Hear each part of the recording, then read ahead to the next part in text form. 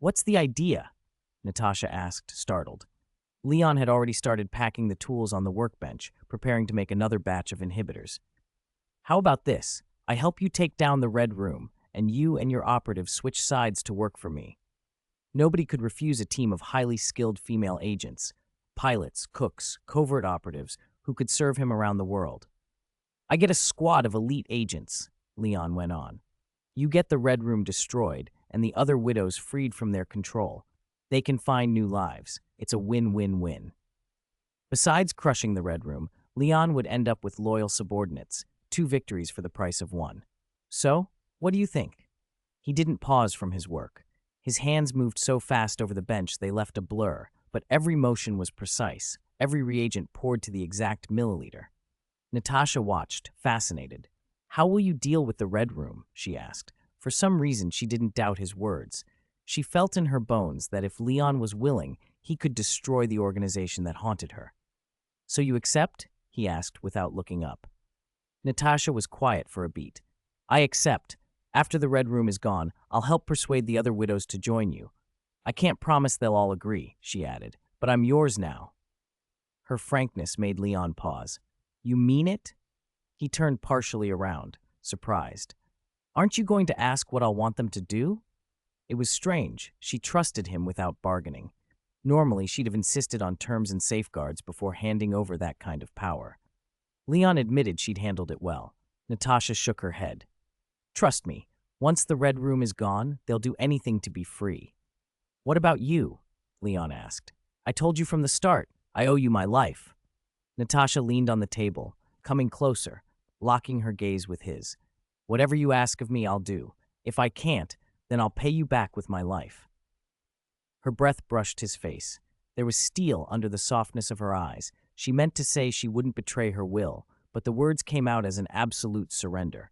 For a moment, Leon was affected. Then he scrunched his nose and stepped back as though something stung him. Oh, your smell! Don't stand so close. I was going to say this earlier. You can use the bathroom in my room upstairs. Go wash up first. Natasha blinked, confused. He didn't explain. He just waved a hand and turned to the little service robot. Data, escort her out. She's not allowed back in until she's cleaned. She's useless here while I'm making inhibitors. Dita rolled forward obediently, its mechanical arm nudging Natasha away. She stayed dazed until she reached the ensuite bathroom and shut the door. It was the first time anyone had ever told her she smelled bad while she was trying to be charming. Do I really smell that bad? She asked herself, sniffing her armpit. No, the deodorant should cover it. Still, she undressed, tapped the control panel on the wall, and ran a scalding bath. The hot water felt luxurious after a day in the field. A smile tugged at her mouth. Maybe Leon really did care, she thought. He was a tsundere little brother. After all, he did look only 17 or 18. An hour and a half later, they met again in the living room. The sun had dropped below the horizon, and the room was awash in orange-red light.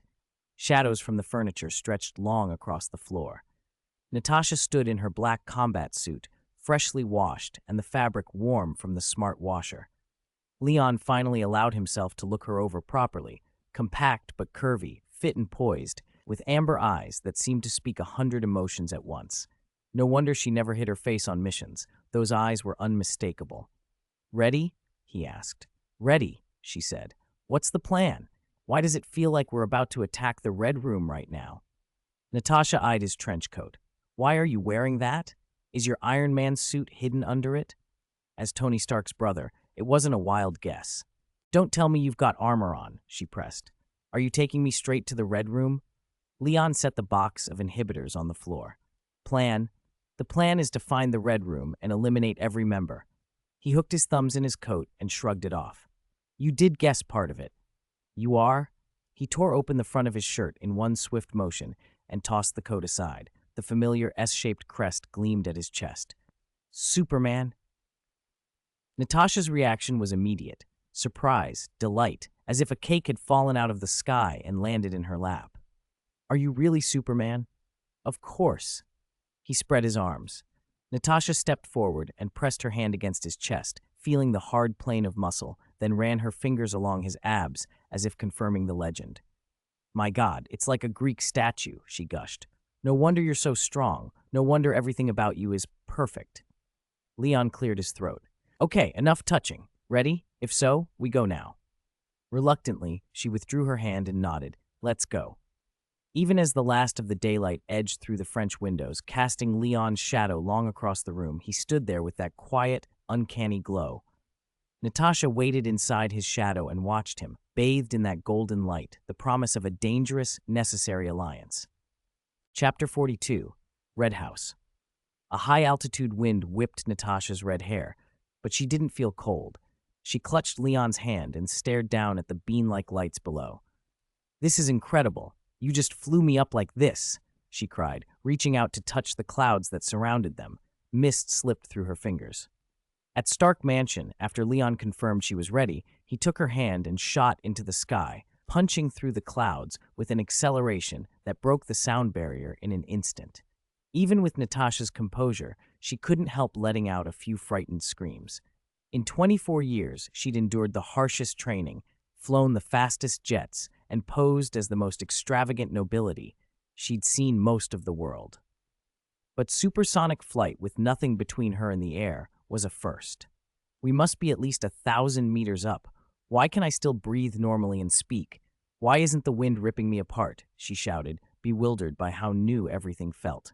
I put up a biofield, Leon said briefly. He looked up.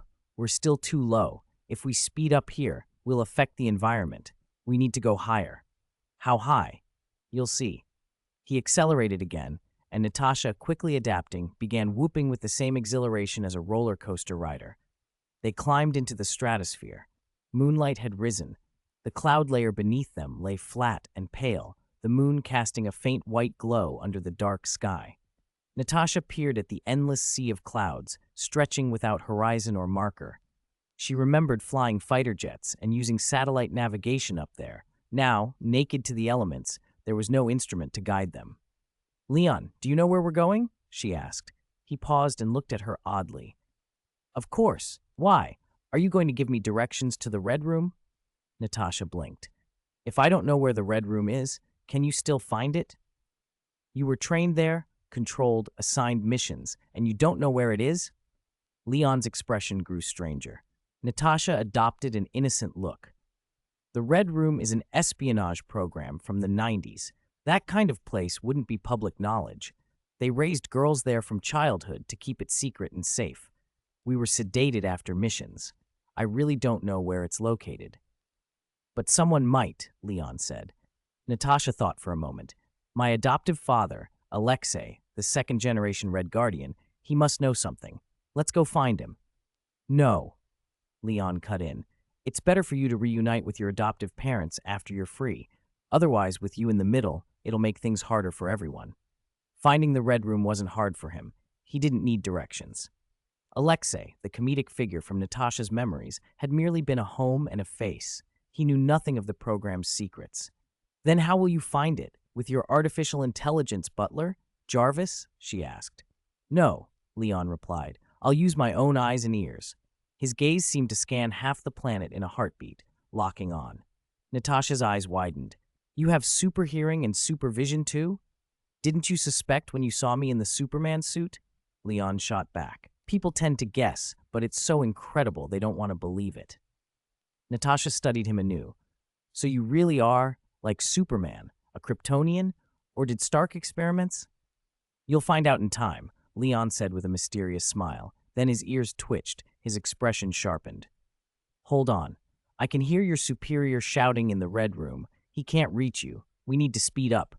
Planning to get me back before he finishes ranting? Natasha grinned. He'll thank you. That would be perfect. I can't wait to see his face. Leon surged forward. The air pressure shredded past them as they punched through clouds. Under the biofield, the gale that could slice steel felt as gentle as a spring breeze.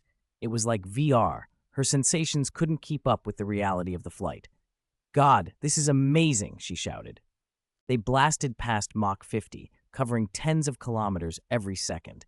In the stratosphere, there were only thin air and clouds, no landmarks, yet Natasha noticed the North Star sliding toward the point directly overhead. Are we going to the North Pole? Is the Red Room in the Arctic Circle? She asked. more precisely, over the Arctic Ocean. We're almost there, Leon said. He began to decelerate and drop. Natasha stared at the clouds rushing up to meet them, her chest tightening. For years, the Red Room had been an impenetrable wall in her mind, death and indifference personified. Now she was finally going to see it. With Leon, a being like a god at her side, she felt she had a sure ally. Against powers like his, the Red Room would stand no chance. Today could be the end of her past life. The thought calmed and frightened her at once. Vengeance had always been a mission, something she was prepared to die for. But once it was achieved, what would be left? Beyond settling old scores, would her life have meaning? For the first time, she felt that mix of eager hope and terror, like a puppy about to be sold from a pet store, leaving the cage to watch the world and never be confined again. Freedom awaited, afternoon sun, summer grass, but her eyes, long used to the dark, feared daylight, and her roughened hands hesitated to touch green things they had never known. Chapter 43, No Man's Land. There it is. We've arrived. Leon's voice pulled Natasha out of her thoughts. Countless clouds and mist drifted past. The night was thick with darkness. Layers of clouds swallowed the stars. From her vantage point, she could see only a black ocean of vapor rushing under them. Leon moved too quickly to follow with clarity, his silhouette barely more than a blur against the sky, as if he'd become part of the clouds themselves. Then, as if someone had peeled back a curtain, the mist thinned. A steel runway, several hundred meters long, sliced through the fog. Attached to it, looming out of the cloud bank, was a colossal structure. The darkness peeled away, and the thing lit up, an aerial fortress. It looked like an aircraft carrier built into a vertical tower, 3 tiers, each with 4 flight decks, 12 runways in all. Lights from the fortress burned through the mist and painted the clouds around it. So this is the Red Room, Natasha said, almost to herself, the gleam of the structure reflected in her eyes. Leon hovered, taking it in.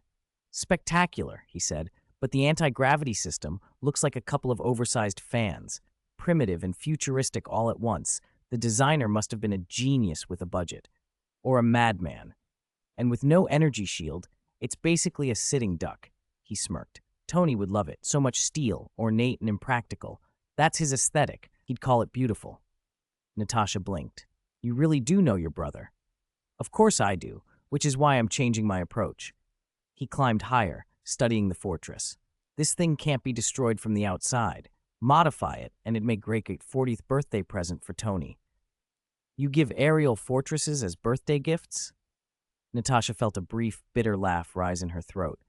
Rich people really set the bar differently. Other heirs handed over cars or yachts. These two gave spaceships and airborne fortresses. Leon's gaze swept the decks. Using something like X-ray vision, he marked positions, faces, doorways. Take these and follow me.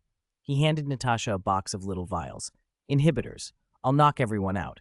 You go in after me. Inject the widows you find. If one isn't a widow, put them down cleanly. Any questions? He asked. No, Natasha nodded. She understood her role. Support, preservation where needed, and efficiency. Being useful was enough.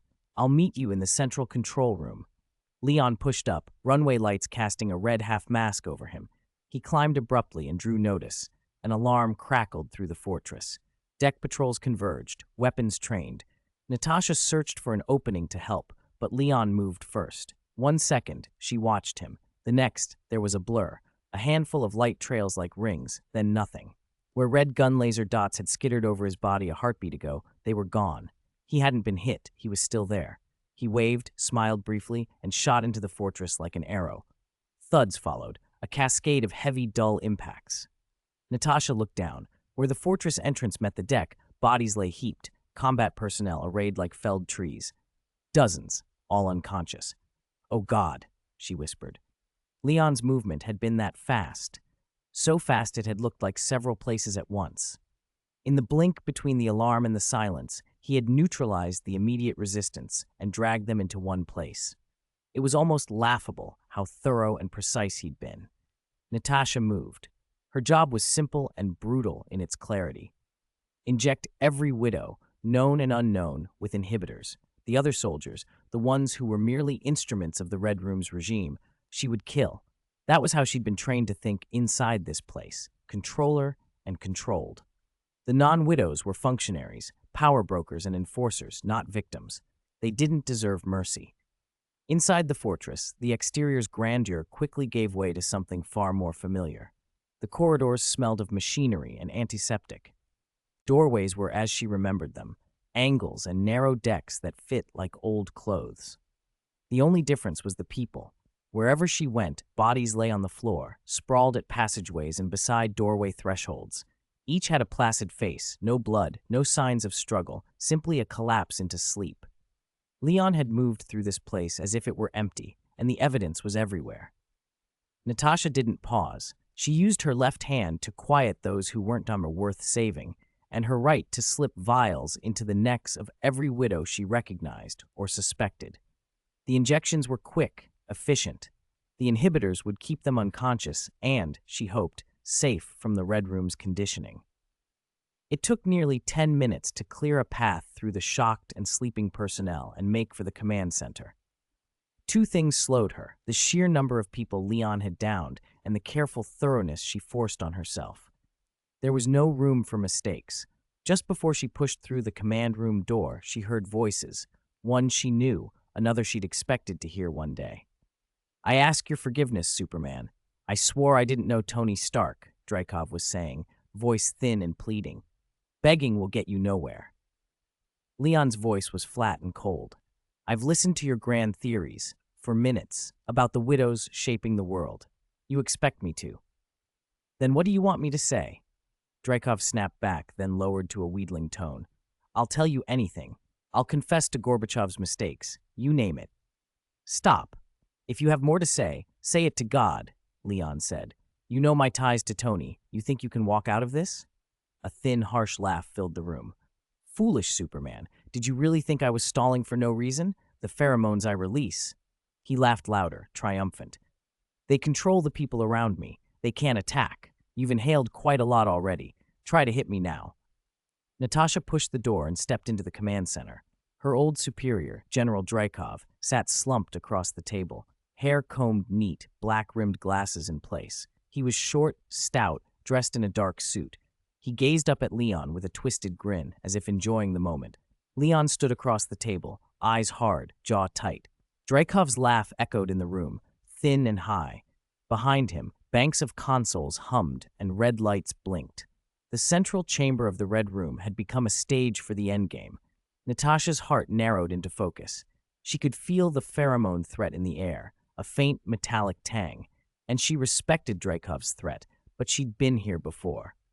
There were still things to be done before words could decide fate. Chapter 44. Impossible to be together. "It seems I've come at a bad time." Natasha stepped into the room and nodded toward the two people inside. "Natasha, you're the one who brought Superman here. You damned." Smack! Dreykov erupted, cursing the moment he saw her, but he didn't finish the tirade. Leon's hand came down hard on the back of his head, sending his skull crashing onto the table. Blood and brains splattered across the surface. "This guy talks too much," Leon said casually as he wiped the mess from Dreykov's clothes. "He's unbearable. Hypocrisy makes you want to slap people." He tilted his head toward Natasha. "You don't mind if I finish him off, do you?" Natasha shrugged. "I've wanted to do that for a long time." "How did you do it then?" she asked, stepping closer. "Those pheromones you mentioned, people can't attack him because of them. We all felt it. Why weren't you affected?" Leon grabbed Dreykov by the collar and flung him to the floor. His eyes flared, and heat vision cut through the room, reducing the mastermind to ash in an instant. "Abnormal pheromones can't last a second inside me. How would they affect me?" He dusted his hands as if brushing off nothing. This guy just dreams too big. Natasha looked at the ashes on the floor and opened her mouth slightly. "Heat vision, huh? Another impressive new trick." "I'm getting used to being surprised by you," Leon said. "So, treasure boy," Natasha smiled, "how are you going to surprise me next time?" He smiled back, quieter. "But first, tell me how you want me to repay you. I'll agree to anything." "Natasha, your tone right now is like some 30-year-old career woman picking a handsome model up at a bar after work," Leon teased. There was a large screen on the wall, a control panel embedded in the desk opposite it. Leon walked over and tried to access it. "If you want repayment," he said, Start by switching the widows over to work for me. But the first step is to break the control over the widows worldwide, Natasha replied. Gladly. She stood beside him, watching as he worked. Then I'll check on the widows on the carrier. Cracking the system and finding the list of widows around the world, I'll leave that to you. Leon tried to get into the interface. A red screen popped up requiring palm print recognition. Palm print recognition? He muttered. He tried repeatedly, but couldn't crack it. I might have acted a bit hastily back there. Drykov should have died a little later, he grumbled, then pulled out his phone. But I still have Jarvis. He can handle this. Leon plugged his phone into the panel. Jarvis's voice filled the room. Young Master Leon, Mr. Stark asked me to inquire if you're coming home tonight. Jarvis's opening was as relentless as always. Leon's expression darkened.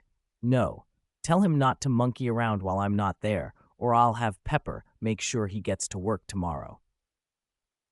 I will relay your message, Jarvis replied, then added, he also asked me to tell you that if you aren't coming home, take precautions and be careful of being tricked by bad people. Leon slapped his forehead. He should look after himself first. That childish old man, he still treats me like a kid. Please. I was more mature than him at 3. Natasha couldn't help but laugh. Leon shot her a mock death glare. She tucked a lock of red hair behind her ear and averted her eyes. Next time I'll introduce you to that childish Stark. You'd probably find him unbearably annoying, Leon pouted, then turned back to the panel for Jarvis to work on cracking the Red Room system. Natasha suddenly reached out and tapped his cheek with a fingertip, then stepped back toward the door. She waved over her shoulder as she left. One childish Stark is enough for me. She ducked out around the corner. Leon blinked. Another childish person? Jarvis, quiet until then, chimed in. Congratulations, young Master Leon. Congratulations on what? Leon asked. Congratulations on finding your 4th girlfriend, Jarvis said. Your previous 3 girlfriends only dated you for half a month before breaking up when Mr. Stark wrote them a check. I hope this one lasts longer, the AI added. Leon's memory flared, and he closed his eyes with irritation. It's because Tony always thinks I'll be conned for love and money. He insists emotions should stay on the physical level. Every time you get a girlfriend, the girls stay a few nights, and then he waves a check around, Leon grumbled. It's killed my youth. Jarvis was unusually defensive of Tony. Those women were, in fact, after your money. Mr. Stark did what Miss Potts would do. Leon sulked. It's always $1 million check. Who wouldn't take that bargain? So you're going to stop Mr. Stark from paying breakup fees this time? Jarvis asked. No need. Leon shook his head. Natasha and I were never meant to be together. He glanced at the corner she'd been hiding in. She was still there, listening. Your relationship seems to be going well, Jarvis observed, unable to parse nuance the way humans can. Leon sighed. It's not like that, he explained slowly. From the start, I knew what Natasha really needs is a sense of belonging. She grew up in tragedy. Her adoptive parents were undercover agents posing as a couple. That so-called family affection was just an illusion. When that fake family fell apart, she was sent to the Red Room for training and modification.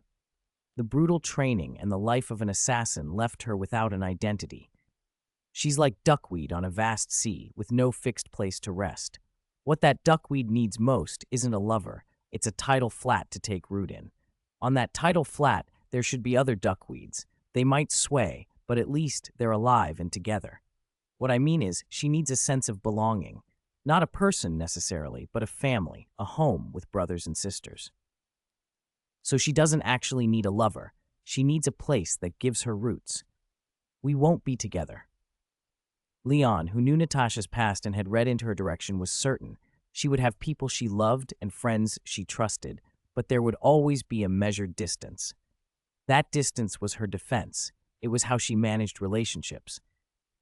There was a sudden thud outside the door and the sound of hurried footsteps receding. Natasha, having overheard everything, had fled in embarrassment. Young Master Leon, Miss Natasha was just outside, Jarvis reminded. I know, Leon said. You understand her very well. Do you like her but dare not get close? Jarvis asked. My Jarvis, Leon said, half amused. Only Tony would do that. I admire Natasha, that's all. So you don't plan to be with her? My relationship with her can be simpler, Leon said. We can talk late at night, share thoughts. According to Mr. Stark's behavioral logic analysis, Jarvis observed, thoughts discussed at night tend to turn into noise-making activities.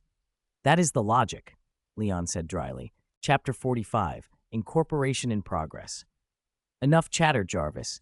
Now invade this host and unlock the system, Leon ordered. Understood, young Master Leon, Jarvis replied. Jarvis's program breached the Red Room's host effortlessly. The crimson password prompt on the large screen was immediately washed over by a torrent of blue code.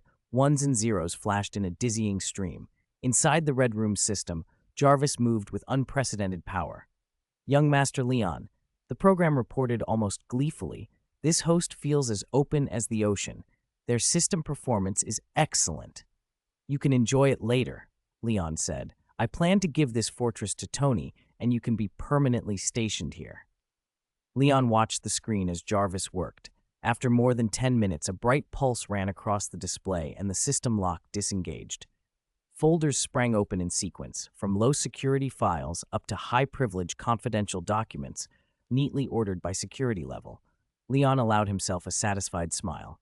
Jarvis, search this system for key data. Pull up everything on Red Room Widow operatives. Jarvis began scanning and analyzing the massive data store. A moment later, it chimed. Young Master Leon, all corresponding data has been found. A file opened on the large screen. Dense rows of avatar photos filled the display and scrolled down, portrait after portrait. At least 300 widows, Jarvis announced. Mark their locations on the world map. A world map flashed up, speckled with avatars. London and Paris in Northern Europe, Cape Town and Johannesburg in Southern Africa, Jerusalem, Chicago, and New York. Over 300 widow operatives were scattered across the globe. Some held high positions, some were masters of social maneuvering, others were hidden among merchants, a concealed blade. The Red Room had controlled the world by controlling these women. Jarvis, send a copy of the list and detailed profiles to Natasha, Leon commanded. Transfer $100 million from my account to her so she can establish a new organizational center in New York. Leon's eyes narrowed with focus. Young Master Leon, you might want to inform Miss Natasha of these arrangements directly. She and her people are coming to find you, Jarvis suggested. Leon's ears picked up the sound of dense, practiced footsteps at the door, the silent, forceful tread of trained operatives. Before he could turn, someone piped up in a sharp, mocking voice from the doorway. What did I just hear? A man is going to give you $100 million? Natasha, did you take off your clothes? Teach me how to get someone to give me that much. We'll need money later, right? Natasha entered first, followed by the girl who had been whispering under her breath in Russian. The girl didn't know Leon understood Russian and could hear her. Natasha rolled her eyes and walked straight up to him, ignoring the chatter behind her. About 40 widow operatives trailed in her wake. Under shades of gold, black, and red hair, their blue, dark, and even violet eyes fixed on Leon, who stood in his uniform. Their faces still carried the confusion and sorrow of survivors, but their gazes were full of gratitude and admiration. It was clear Natasha had already briefed them.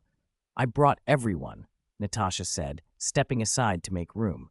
She sounded composed, as if indifferent to the earlier remark the girl had made. They're all willing to join your organization to serve you.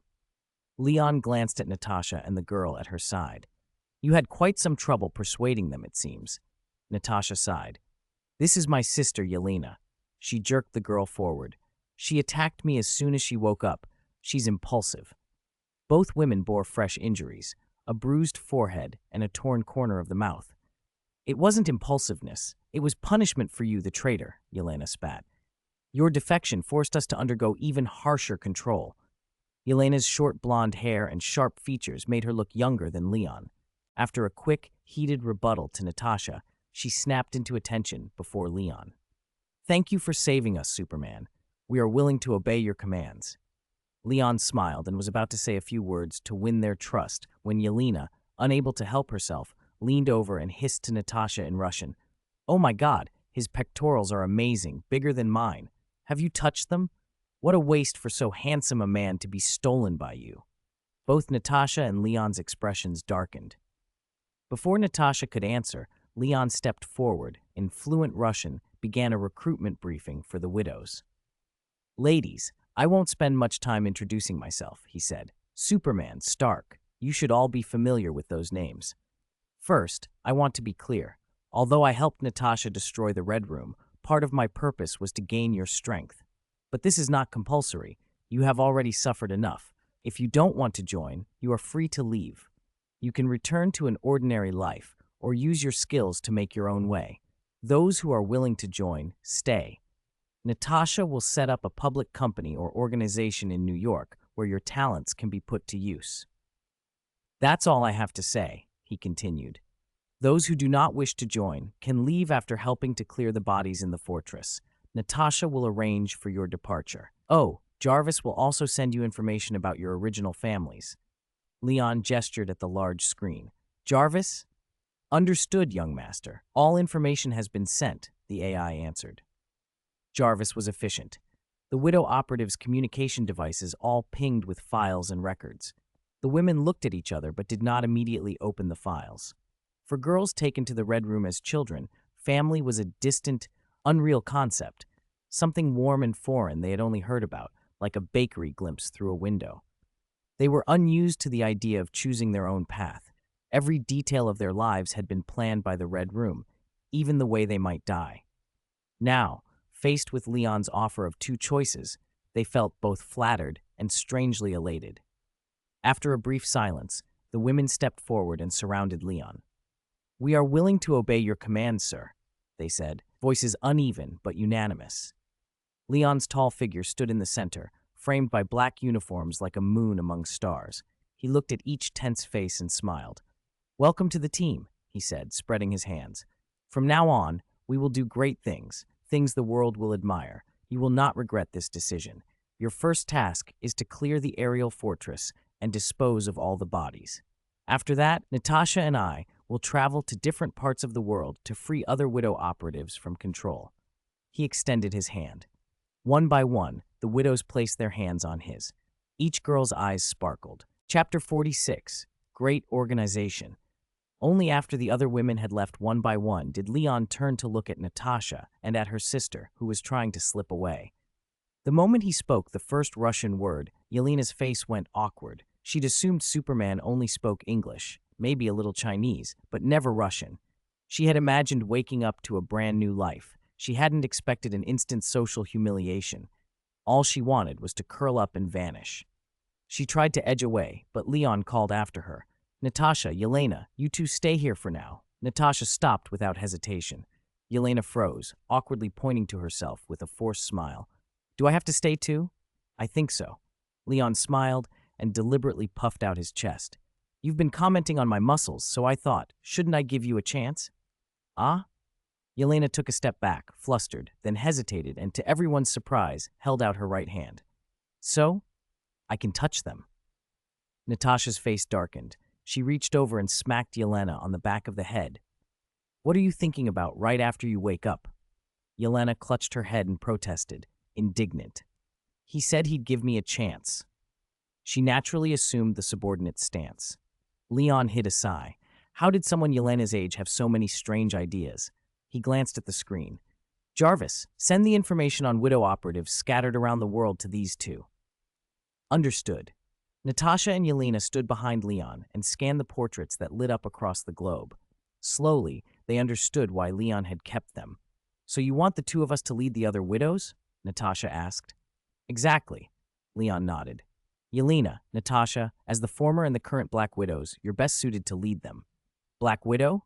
Yelena touched the back of her head, baffled. "But I'm not." "You're not?" Leon blinked.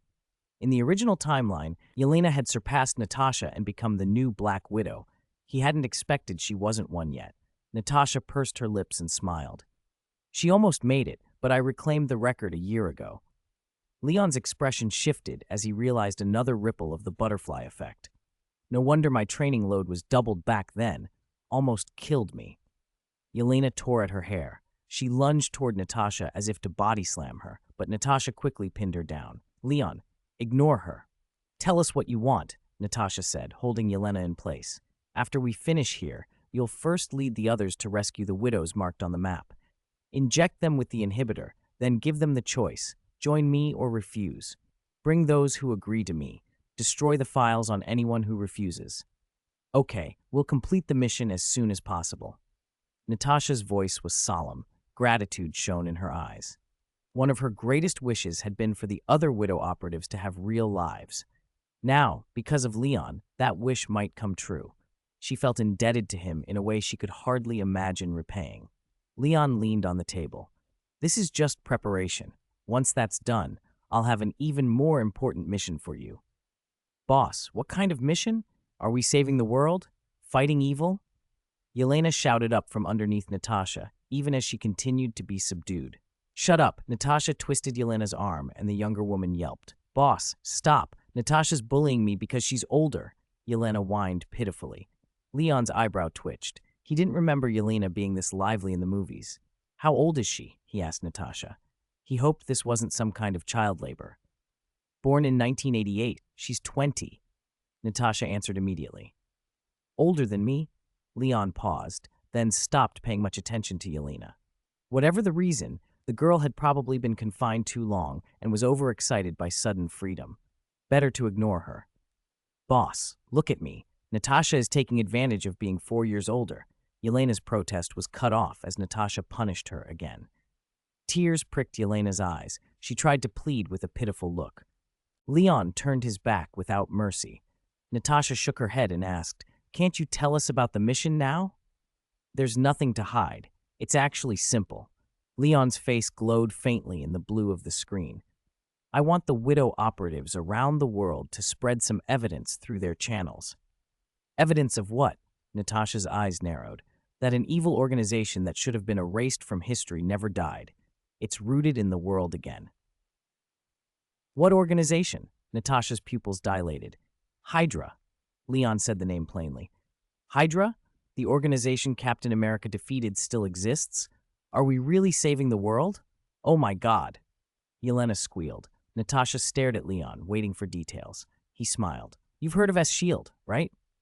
Over the next few minutes, Leon explained in detail how Hydra had come back. The sisters' faces changed as they heard it. They had assumed the Red Room was the darkest thing in the world, but there was always a bigger monster. Hydra had even infiltrated S.H.I.E.L.D. This S.H.I.E.L.D. is the biggest cancer in the world, Natasha said, the words bitter. She had once worked for S.H.I.E.L.D., and now she spoke like someone who wanted to see the worst of it brought to justice. Leon almost couldn't hide his smile at her intensity.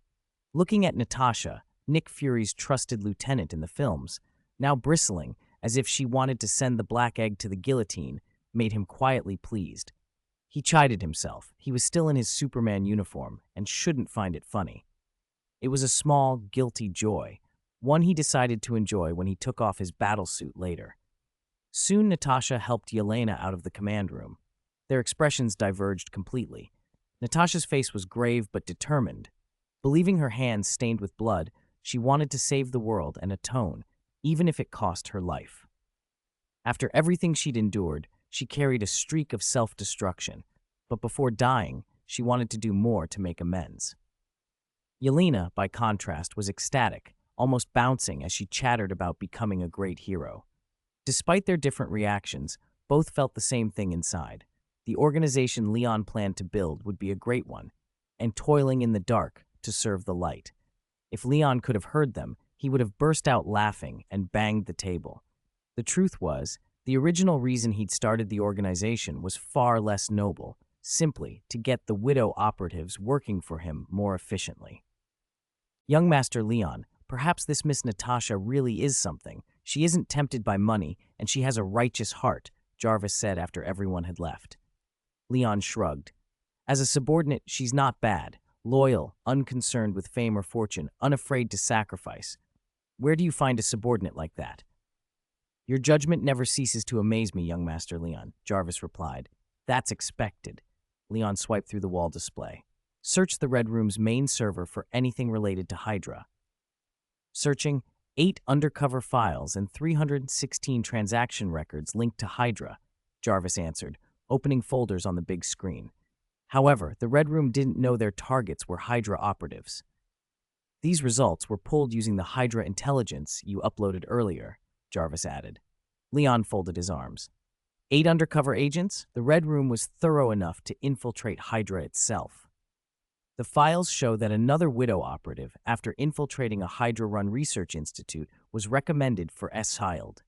From the document's perspective, she's a Hydra asset, but she doesn't know it, Jarvis said. A double agent. Leon laughed, clapping once. Maybe Dreykov was a genius after all. He paused, thinking. Have Natasha prioritize contacting that Widow and administer an inhibitor, and bundle all the Hydra-related files and send them to Mr. Stark's main server, he added. Keep anything in those files tied to the Red Room. Those will be useful leverage later. Understood, young Master Leon. The large screen flashed. File package transferred to Mr. Stark's main server. Good work. Leon tapped the console, satisfied. He stretched. That's enough for tonight. Next up, sunbathing. And you, Jarvis, you're off duty. Run free through the Fortress server however you like. Thank you, young Master Leon. I should remind you, however, that there are 4 hours until your next scheduled sunbathing session. Leon grinned sheepishly. His monthly solar bathing schedule limited how often he could absorb sunlight. To bask freely, he'd need to wait more than half a month. Right, I forgot. He rubbed his chin. All right, time to help the girls clean up. He floated out of the command center and found the Widow operatives moving bodies. With his help, a task that would have taken hours was finished in minutes. Leon then called everyone to the lower-level officers' mess for a party. The spread was simple, fast food, but Leon had ordered copious whiskey and champagne from the wine cellar. The operatives sat around the table, plates and goblets before them, initially stiff and unsure how to behave in such an informal setting. But as bottle after bottle of premium champagne was poured, the widows loosened. Quiet conversation became livelier questions for Leon. Voices climbed until the room broke into cheers, clinking glasses, and a surprising chorus of childhood nursery rhymes, English, German, Chinese, Portuguese, rising together in a strange, jubilant polyglot. Hands of many colors pressed against Leon in turn. He politely pushed them away. Most of the girls were just hitting their stride. Their bodies had been trained and modified to resist intoxication, which only made them bolder and more suggestive when drinking. Leon began to feel like he'd opened something less like a party and more like he closed the mess hall door on the way out and left them to their singing and dancing and flushed faces. Woo, he muttered. Next time, I'm not inviting so many girls. He grabbed a towel and wiped the champagne off his face. Especially girls who never get drunk and just get more excited. A soft voice answered. Leon turned. Natasha leaned against the wall, holding out the towel to him. Why didn't you stay? You missed the show. One of your sisters already started stripping off her outer layer and dancing the go-pack. Natasha reached for the towel, stepped closer, and dabbed at the marks on his neck and behind his ears. If I had gone inside, I would have missed you. Her amber eyes sparkled, close enough that he could see every small detail. Leon had to admit, without using his enhanced vision, Natasha was a top-tier beauty. She stood on tiptoe and looped her arms around his neck. She breathed warm against his ear. You don't smell bad, do you? You bad man? That depends, Leon murmured. You'll have to let me smell carefully to be sure. Natasha pressed her cheek to his and sniffed theatrically. I think you smell especially good. Want to come to my room tonight and find out why your scent is so strange? Are you serious? Her fingers traced the curved S-shaped emblem on his chest. That depends on whether you're willing to be the shore where I can stop and put down roots. With the greatest pleasure. They stepped into the elevator together and left the mess. The door to her room shut behind them. Beep, beep. Beep, beep. Jarvis's urgent tones sliced through the sleep fog. Leon half opened his eyes, groped sloppily, and found his phone pressed against the floor of his uniform. The screen lit. Jarvis's waveform pulsed. Young Master Leon, sorry to disturb your rest, but Mr. Stark may need your assistance. Tony? The name snapped Leon fully awake. He sat up. What happened to him? Mr. Stark is currently on the highest deck of the fortress and is being confronted by the Widow operatives. It's an emergency. Highest deck? The Widows? How did he even get here? Leon swore softly. Tell him to stand down. Don't pick a fight with the Widows. They're on our side. I'll be there. Leon yanked off the arm draped across his chest and slapped the bulge under the covers beside him. Wake up. I'm going to see Tony. You follow me." The woman in the bed blinked. Her eyes lacked their usual sharpness. Instead, they were the deep green blue of a summer pool, their warmth almost spilling over. Natasha sat up, tangled blanket around her, and hair tousled down her shoulders, exposing one white-to-rose collarbone. Leon tugged his uniform back on. "When can I next see you?" she asked, sitting up and hugging the sheet. "When you want to find me," Leon answered. "And what do you think we are now?" she asked, smiling a little. "You're my one and only most special friend," he said. "You're greedy, but I'll allow it." Natasha pulled the blanket around her knees. "Who told you to be my boss? You can't dock my pay. Do you need to worry about salary and benefits? Remember what I gave you last night? Weren't your hands too full to accept it all?" Leon raised an eyebrow. Natasha pulled the blanket over her head and said nothing more. After Leon left, she peeked out from under it, eyes dancing as she made a grasping motion in the air, lifting an eyebrow with unreadable intent. Her lips formed a silent, "Wow." Chapter 48, The Law of True Fragrance, arrives late, but arrives summer nights above the Arctic Ocean were short. Only 3 hours after the party, the sea of clouds around the hidden fortress was already bright with sunlight. Leon flew through the windows, using his enhanced vision, expecting to find Tony on the deck, repulsors glowing, wrestling with a squad of armed widow operatives. What he actually saw surprised him. "What's going on?" Leon muttered, picking up speed. On the deck, Tony was surrounded by 7 or 8 widow operatives. The other 30 or so stood a few meters back, whispering among themselves, clearly tipsy from the party, gesturing, comparing notes, even laughing. But Tony was the strangest sight of all. He was in the Mark III armor, feet on the deck, not flying or activating weapons. Instead, he had his hands clasped over his abdomen and was shuffling his feet, left step to the right step to the left, in a ridiculous little strut that looked more like a catwalk than anything else. It was odder and more theatrical than anything Leon had seen at a Victoria's Secret show 2 years earlier. "Tony isn't in any danger," Leon said to himself, squinting. "Why the emergency? And what the hell is he doing catwalking? No way." Tony was arguing with the nearest widow. His faceplate was up, and his expression was embarrassingly earnest. "I told you, your new boss and I are brothers, do you understand? Brothers. I'm his older brother.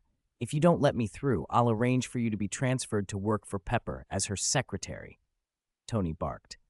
The widow he was addressing stood relaxed, weapon holstered, hands clasped behind her back. She looked mildly troubled. "Mr. Stark, without Superman's permission, I can't let you in. You already had the AI notify him, didn't you? He'll respond any moment. Just wait a bit." She even started chatting, a little flirtatious. "Your company's salary is generous. I haven't been paid yet, and I hear the coast in Los Angeles is beautiful." "Are you serious? You're bargaining with me about salary?" Tony glared. "If you let me in, I'll pay you $100,000 a month." "Sorry, no. And my name isn't Nicole Parsons. It's Mary." Nicole Parsons was just a nickname, Mary. Leon, who had been watching from the side, stepped forward and clapped a hand on the widow's shoulder. "Good work. I didn't squander drinks on you for nothing. Let our Uncle Tony in." Mary and the other widows made room, smiling. "Next time you can't run off in the middle of a party like that." The camaraderie from the party had broken the ice. The widows were casual now, though their respect for Leon remained. If anything, it had deepened. "Next time I'll get you all drunk before I leave," he said with a grin. Leon opened his arms. "Tony, how did you even find this place? Look at you. You're practically—" Tony shoved him aside without waiting for the punchline. His face was red. He looked like a man who'd been holding his breath for far too long. "Move, move. I need to get in." He spoke to the armor.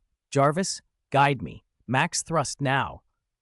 All of Mark III's thrusters ignited at once and shot him into the fortress like a cannonball. Natasha, just exiting a hatch, nearly got clipped. She jumped back and swore, "Fuck." Leon, a beat late, finished his thought. "Like a drowning frog." The widows exchanged amused looks. "Is that your brother, Tony Stark? What's wrong with him?" Natasha came over, brushing her hands off. Leon shrugged. "No idea. Jarvis, what's his problem? Oh, wait, did he go to the bathroom?" He pinged the suit's interior with his vision and saw Tony in the lavatory, frantically taking off the armor, fussing with something, late, then finally collapsing in relief. Leon smirked. Jarvis, how long was he on the road? 3 hours, sir. Mr. Stark was occupied today and did not have time to attend to his physiological needs, Jarvis replied. Leon burst out laughing. So he couldn't hold it in. No wonder his feet were twitching. The widows got it then, too. The deck filled with laughter and a new, intimate understanding of the Stark brothers' eccentricities. I'll go see what Tony came for. You all keep working, Leon said, and flew inside the fortress. When Tony emerged, Leon was leaning against the wall with a grin. Tony, do you still think the coolant circulation system is disgusting? Tony froze. After a few seconds of stiff silence, he turned his head and replied with mock dignity. Sometimes you have to admit function matters more than form. So it's not disgusting anymore? Leon tapped his forehead in mock thought. A few days ago, someone said, All right, I admit it. You were right. The suit needs a liquid cooling system. Tony snapped, then softened and hurriedly changed the subject, grabbing Leon's arm. I'll add it when I get back, okay? Now show me your fairy tale castle. Leon played along, pleased he'd wrestled a concession out of Tony. Fine, but tell me, how did you find us? Jarvis told me some girl kidnapped my brother while I wasn't home, Tony said, spreading his hands as if the scenario was cinematic. I worried he'd be tricked and lose his way, so I rushed over overnight to protect him. How touching, Leon said dryly. And the same brother who pretends dying is preferable to using a coolant system was the one making a scene on the deck just now. Tony bristled. Also, Jarvis told me a little princess built a huge fairy tale castle for me, so I came to see it. Jarvis told you? Well, I didn't instruct it to keep secrets. Leon stepped ahead to lead the tour. This way. By the way, this fortress is your 40th birthday present. Plenty of time. They walked from the command center on the upper level down toward the engines deep in the hull. Tony analyzed everything as they moved. Full stealth coating, radar-absorbent materials, optical stealth. They've spared no expense, truly befitting the legacy of a superpower. Look here, Tony said, sweeping an arm at the power plant. The base fighter's power system is decent, but it's at least 20 years behind my armor. What is that? An anti-gravity system made out of propellers. Have I somehow slipped back into the age of sail? Why does an airborne aircraft carrier still use propellers? We need to tear this thing down and rebuild it from the ground up. Tony's eyes were alight as he paced the hangar deck, pointing at module after module and blurting out ideas. Replace the power core with an arc reactor, swap the anti-grav propellers for a directed energy lift field, upgrade the stealth suite. He gestured toward the flight deck. And I can put armored bays up here for instantaneous suit deployments. Wait, Tony, wait a minute. Leon cut in quickly as Tony started to monopolize the tour. What? Do you have any other suggestions? Tony asked, genuinely interested. He trusted Leon's research instincts. No, Leon said, it's just you've misunderstood something. What is it? This fortress isn't yours. Not really. What? Jarvis said you gave it to me. I said it's a 40th birthday present. Are you 40? Leon raised an eyebrow. You're not even 39 yet. Tony froze. 40? You expect me to leave this sitting idle for over a year? Of course not. I still need to use it, Leon replied.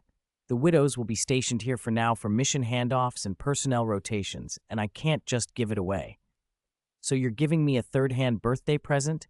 Tony's voice went earnest. Leon, what kind of monster are you? Not even a second-hand present for your older brother. Have I been that bad to you all these years? He really wanted the fortress. Despite his nitpicking during the tour and his teasing about only reluctantly accepting the gift, Tony's eyes had been sparkling like a kid with a long-wanted toy. I'm certainly not cruel, Leon said, trying to be serious. All right, here's the deal. Tony snapped his fingers. Until your 40th, this fortress is half yours, half mine. Consider it a 2.5-hand present. Leon hesitated, then gave in under Tony's eager gaze. Fine. Half yours, half mine for now. Good. Tony beamed. I'll handle the upgrades, and I'll pay the widows stationed here $100,000 a month until they rotate out. Just don't interfere with their missions, Leon said. They'll operate out of here, but their chain of command remains intact. Of course I won't interfere, Tony promised. And by the way, you shouldn't keep calling them widows. If you're starting a new organization, you should give them a new name. Nobody wants a group of women constantly calling themselves widows. That sounds medieval. Leon nodded. He gave the briefest outline of the Red Room's history, the genetic sequencing and training projects, the manipulations by Hydra and S.H.I.E.L.D., the girls selected and sent into that program from childhood. And Tony's expression darkened as he listened. "Take me to meet them," he said quietly, "and give them a name they choose themselves." They walked back out onto the deck to find the girls lounging in the sun, talking and laughing as they watched the cloud sea drift beneath the fortress. For them, newly granted freedom, just sitting in sunlight and talking for hours was bliss. At the sight of Leon, the group rose and clustered around him. After introductions and a few tentative questions, Tony launched into enthusiastic plans for upgrades and the offer of monthly pay for those guarding the fortress. But he kept catching strange looks from the girls, and after a few prods from Tony, Leon finally explained why. Word had apparently spread about the embarrassing incident on the suit, Tony holding his bladder while wearing it. The girls giggled at the memory, and Tony, cheeks reddening, decided discretion and a press conference awaited him elsewhere. "I'll be leaving now," Tony said quickly. "Gotta get back and prep for the press conference. Pepper will kill me if I miss that." Blushing, he waved and flew off. Leon, content and postured for his sunbask, climbed toward his small capsule to sleep. There was also the matter of the ship hatch he'd wrecked. Testing his strength when he first woke, he'd had an urge to destroy something to feel his power, and the hatch had paid the price. He'd spent the week fixing it himself, so his capsule was ready. As Tony and Leon lifted off, the women watched until they were small dots against the clouds. "That's amazing," one said, "to be able to just fly away like that." Yelena nudged her sister. "Hey, boss, you should make me a suit someday. That would be awesome. Jets coming out of your boots, flames and everything. Whoosh, gone." Natasha stood a little apart, eyes tracking Leon until he vanished into the sunlit mist. Yelena noticed and jabbed her shoulder. "Stop staring. He's gone. Didn't you have enough time alone with him already?" "Mind your own business." Natasha pushed her sister away gently. "Oh, come on," Yelena teased, leaning in. "You two must have. How did it feel?" That got everyone's attention. The widows circled Natasha like a pack of curious children. "Yeah, tell us," one demanded. "Was it like a hydraulic press? Like an electric drill? We can't feel it ourselves. If you don't tell us, we'll die of envy." Natasha's ears went pink. She made a small, embarrassed, grasping motion in the air and said softly, "It felt like flying, non-stop, and he was very strong." The response was immediate and explosive. Squeals and high-pitched yelps filled the deck. "Ah! No way! Natasha, you traitor! My Superman!" Their melodramatic wailing and teasing continued long after Leon's silhouette had disappeared between the clouds. Meanwhile, 10 in the morning at Stark Industries Park in Los Angeles, the press conference started on time. Pepper read a long, measured speech laying out a roadmap for a new energy rollout. A preliminary plan, clearly, since true implementation would require cooperation with nations and agencies. Flashbulbs stuttered below the stage. The reporters knew they were witnessing something that could change the world. When Pepper finished, a hush fell over the crowd waiting for questions. Instead of handing the floor to the press, Pepper stepped aside, and Tony Stark walked up, placing his hands on the podium. "Ahem," he said, smile curling in that practiced way. "Everyone relax. I'll just say a few words." The hundreds of eyes in the room turned toward him, waiting. Chapter 50, Fury jumps off a cliff. Finally starting. Jarvis, record this. At the back of the crowd, Mr. Lion, fresh from space, stood with a bucket of popcorn, ready for a show. Even if the timing was off, it still felt like watching a live Marvel event. A soft voice spoke beside him. "Mr. Lion, you seem to be looking forward to Mr. Tony's speech." Mr. Lion frowned, glanced at the speaker, and halted the step he had been about to take. "You are?" He recognized the man at once, middle-aged, in a suit, hairline receding a little, with an open, friendly face. Phil Coulson, S.H.I.E.L.D.'s agent and a die-hard Captain America fan. Coulson offered a business card with a warm smile. Phil Coulson, Strategic Homeland Intervention Enforcement and Logistics Division. "What a mouthful," Coulson added as he handed over the card.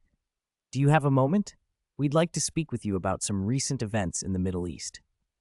Mr. Thew Lion took the card, glanced at it, then handed it back. "You don't need to ask me," he said evenly. What Tony is about to say concerns that situation. Just wait and listen.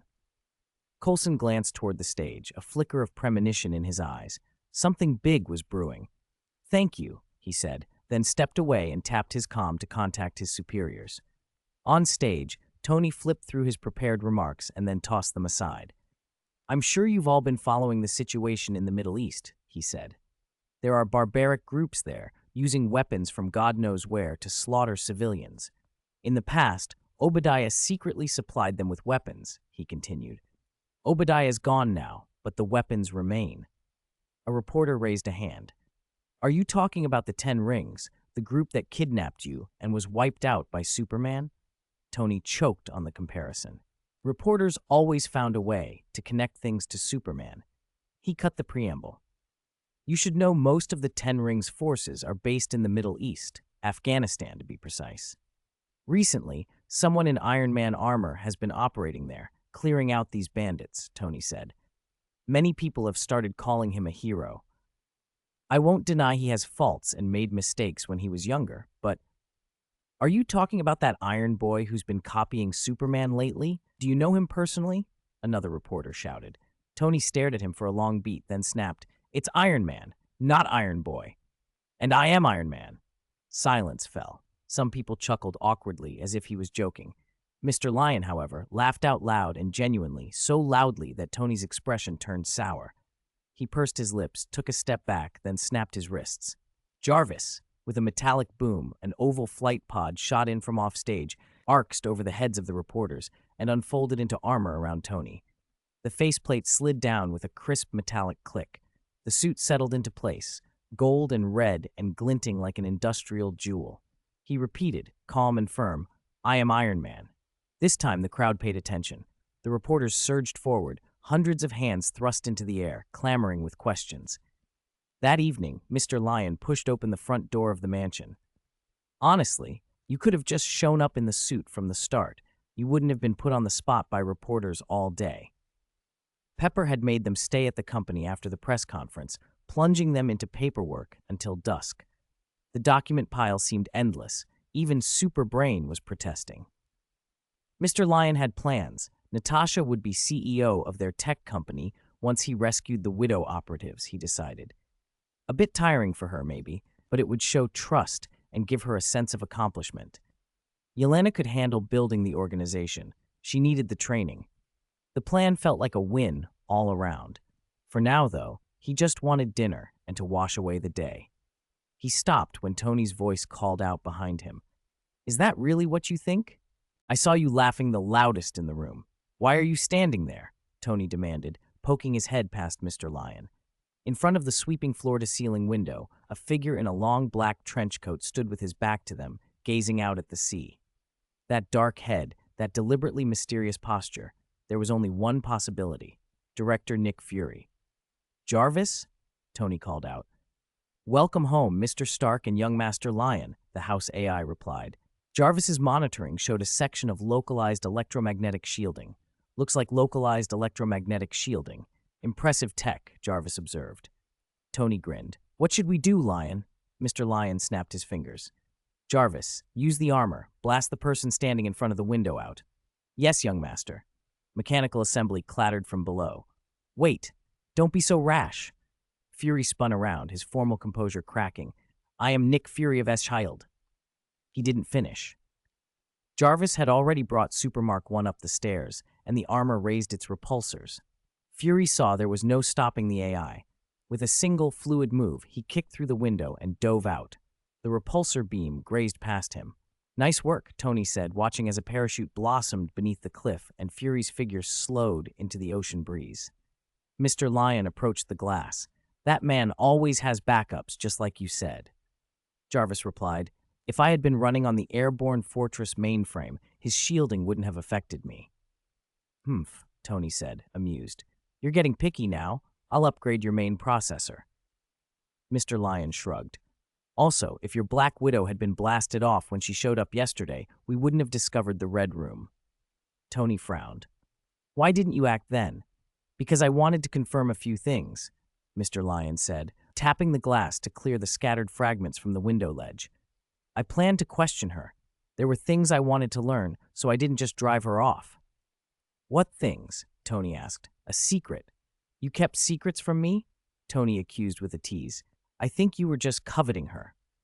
That's part of it, Mr. Lion admitted with a small smirk. I made the same mistake most men do. Tony walked toward his room, reflecting. You have a point. He couldn't deny it. He, too, found it hard to refuse a beautiful woman. Half a month passed quickly. Black Egg, who Fury had said would return, still hadn't shown up. According to Tony, he'd packaged the Hydra intelligence and sent it to Black Egg's email. Tony guessed the man was probably cursing S.H.I.E.L.D. 100 times a day. During that time, Natasha had led the others in freeing more than 200 Widow operatives from control. The vast majority were willing to join the organization Leon had yet to build. Fewer than 10 chose to withdraw, either because they were physically and mentally exhausted or because they wanted to try a different path. Leon destroyed the files of those who left, as he had promised. In a few years, some of them might regret that choice. At Pepper's insistence, Tony had also begun returning to the company to help. The new energy rollout couldn't go forward without him. Leon's biggest gains in those 2 weeks were his own strength increase and the conclusion of the upper limit prediction experiment. 2 days earlier, after another period of sun exposure and a thrust test, Tony stared at him like someone who'd seen a monster. A colossal force of 890,000 tons. In half a month, your strength has nearly doubled. Leon nodded. I can feel it. The growth rate is accelerating, almost geometric. But in the last 2 days, the increments have started to shrink, Tony added, frowning. That could mean you're approaching a ceiling. What I want most is the prediction, Leon said. Today's the final day, right? Time for the results. Give me 5 minutes. Tony moved to the computer and began calculating. 5 minutes later, he produced a printout crowded with dots and lines. Done. Leon read the chart while Tony narrated. Those dots record the power of each jump after sun exposure. The lines show the increases. According to our model, your upper limit will be around 2 million tons per arm. Around 1 million tons, you hit the period of fastest growth. Before that, your strength accelerates like a snowball. After that, the growth rate slows until it asymptotes toward the upper limit. Tony watched him anxiously, expecting disappointment, but Leon looked steady. He even teased, "What's with that face? You look like you brought tissues in case I cried." You're not upset about having an upper limit? Tony asked. Why would I be? This was expected. Knowing where the ceiling is gives me direction, Leon said. If about 2 million tons per arm was his practical limit, then until he reached it, he could keep using sunlight and also look for other ways to get stronger. Study at Kamar Taj. Go to the Great Luo village on Kunlun to learn Qigong. Explore unorthodox methods like making pacts with lesser demon gods, then absorbing them, the sort of path Dr. Strange had walked. In Kunlun, there might be the power of a divine dragon, a multi-dimensional form of strength, even if the odds were slim. He could even use his travel ability to visit other worlds once he'd fully explored options in this one. He had been cautious about leaving this world before he was strong enough, but perhaps now he was barely qualified to step into others. Tony mused, I watched a Superman cartoon a few days ago. He suddenly absorbed too much power, up to 200 trillion tons, and his body started to break down. For ordinary Kryptonians, 2 million tons might already be far beyond reach. Leon considered that. Races do have limits. 2 days later, after a rich dinner, Tony retreated to the lab to work, and Leon flew out into space. After the simulation tests ended, he had spent most nights in the capsule, returning only for dinner, or when he wanted something. He'd even ignored Natasha's request about pay yesterday.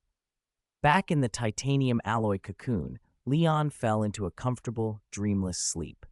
The night should have passed quietly, but uninvited guests often arrive without warning, and the announcement of Tony's identity had reached some hidden corners Tony didn't know about. Under a bright moon and drifting clouds, a group of masked figures in black crept across the rooftops toward the Stark mansion.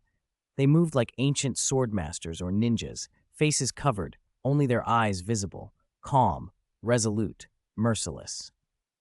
They slipped through the blind spots of the surveillance net, each footfall landing exactly where the one before had been, no sound betraying them. At times they leaped together. At times they crawled, like a cluster of water spiders skimming the surface of a pond. They reached the mansion roof, found Tony's room, and descended with grappling hooks. Laser cutters, glass suction cups, silent gloves. Professionally, they removed the bedroom glass and one by one slid into the room without a single noise. The leader swept his gaze across the room, then shook his head. Tony Stark wasn't there. He signaled the team to fan out, clear the house, and leave no witnesses. Hands counted down, 5 fingers held up, then 4, 3. Inside the lab, Tony was slumped in a soft chair, chin propped on his hand, staring at Jarvis's defense system on the screen. He'd been too busy. The Jarvis upgrade was still incomplete, and in the process he'd replaced some surveillance hardware, leaving a temporary gap in the supposedly seamless monitoring. He assumed it would be fine. An arm reached out and removed his glasses. Still thinking, Tony? The enemies are already inside. Leon had been sleeping in space when the sound of glass being cut and heavy footfalls at home registered through his hearing. His nap ended. He activated supervision, took in the situation, and was back in the lab in 5 seconds. The recent boost in his power had intensified his biofield. Even flying at hundreds of Mach, he moved silently, like a bird slipping through clouds. Tony stared, surprised, then saw Leon and dropped the alarmed expression. What enemies? Jarvis didn't warn. Damn it, is it Black Egg again? No, Leon said, watching the screen. It's a group of ninjas, martial artists. He flexed his wrist. Hurry up and finish the Jarvis upgrade. I'll take care of them. Chapter 52, Death Notice from the 10 Rings Gang. Oh no, no, no! Tony's heart skipped when he heard Leon was about to move. He sprang up. They're obviously here for me. If anyone's going to act, it's me. He waved his hand. Jarvis, suit up. The flight pod that had been idling beside him in the lab immediately unfolded and latched onto him. Leon didn't stop him. The dozen or so attackers upstairs had the muscle tone of ordinary humans.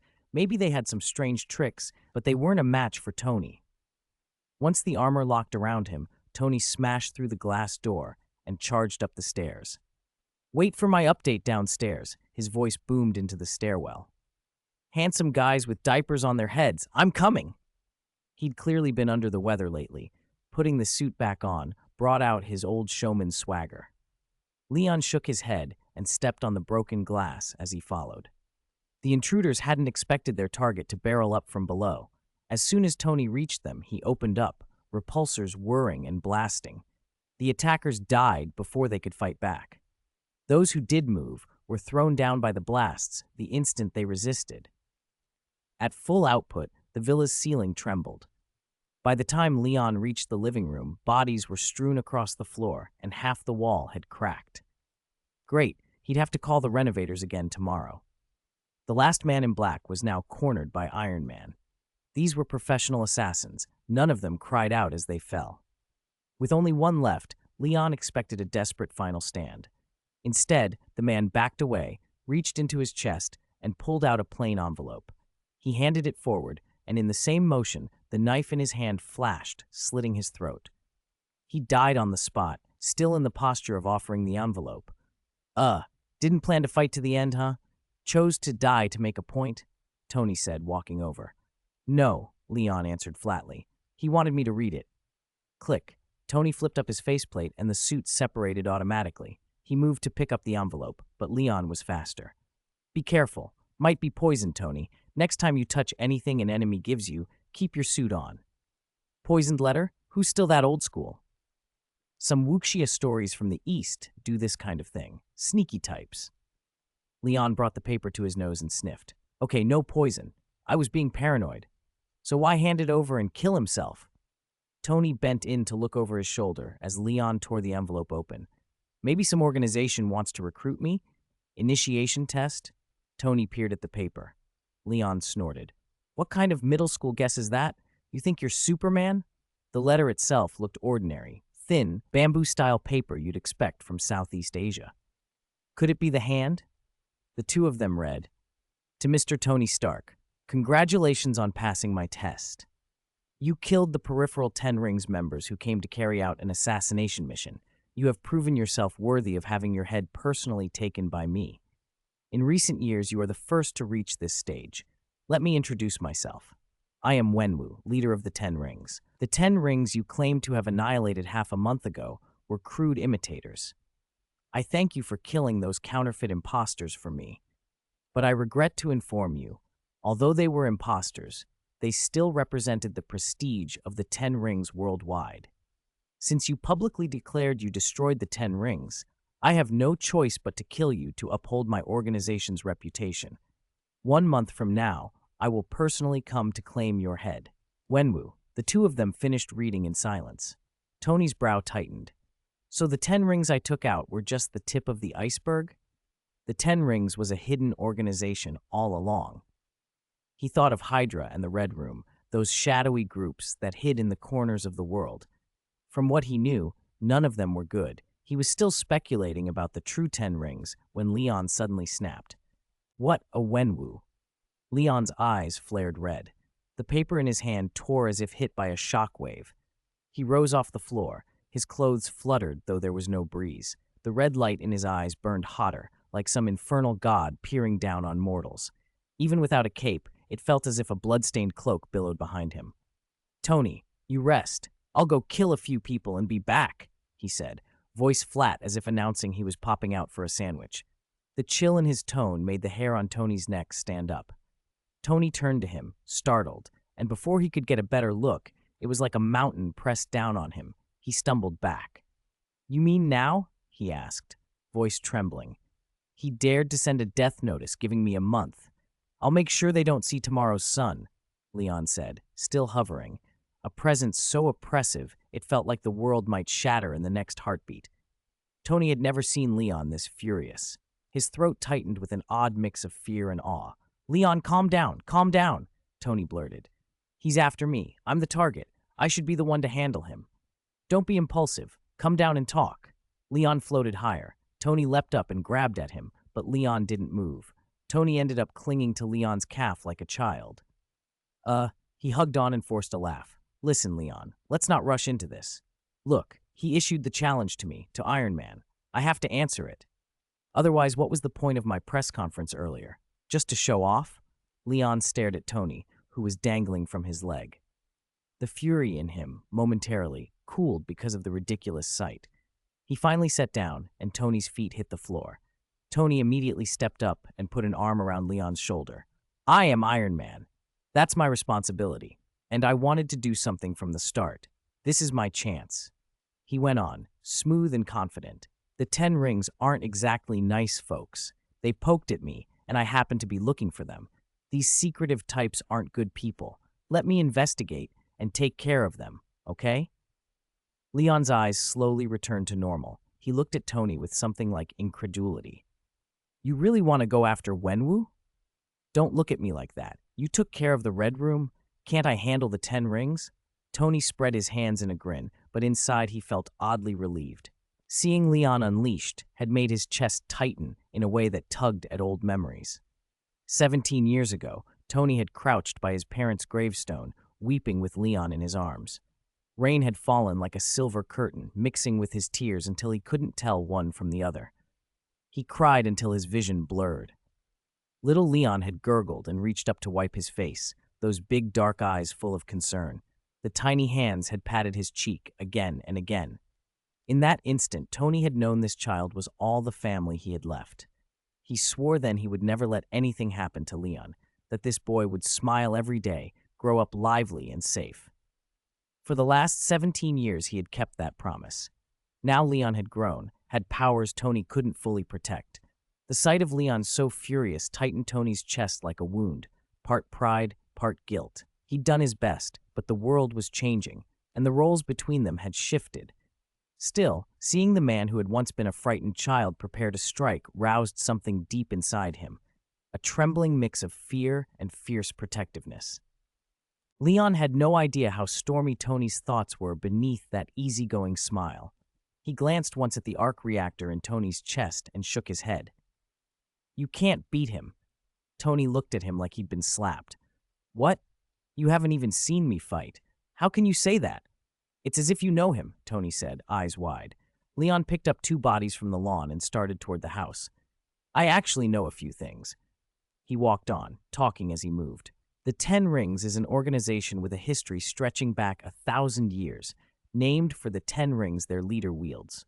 Those rings grant astonishing power, long life, a super strong body. Legends say they can even open dimensions. That Wenwu got the 10 rings 1,000 years ago and has survived to this day. How do you expect to beat someone like that? Tony scoffed. Are you telling me this is a fairy tale? A 1,000-year-old man who opens dimensions? Leon let him scoff. His expression made it clear he wasn't joking. He added, the 10 rings in the movie and the 10 rings in the comics share a name, but that's it. In the comics, they're nearly cosmic level, comparable to Infinity Stones, if used by the right person. The movie version seems weaker. The people using them barely manage to level a city. Still, Wenwu is not someone the Tony Stark of today can handle. Tony's face fell. So you're sure? No chance at all? Pretty sure, Leon said. He dropped the 2 bodies on the grass. Want to try anyway? Of course, Tony said immediately, already slipping the mark back on as he bent to drag the corpses. If they're coming for me, I'll meet them head on. Leon followed, carrying 2 more. How are you going to fix this, with that poisonous reactor in your chest? Tony stiffened. Don't say that. Let me try. If it doesn't work, you can step in. With you and Superman around, how can I lose? Leon paused, then said flatly, you do realize palladium can cause poisoning, right? I studied chemistry in high school. Thank you. Tony's face went sheepish. Well, there are deep reasons I keep it. I was testing the limits of palladium on a human body. That's it.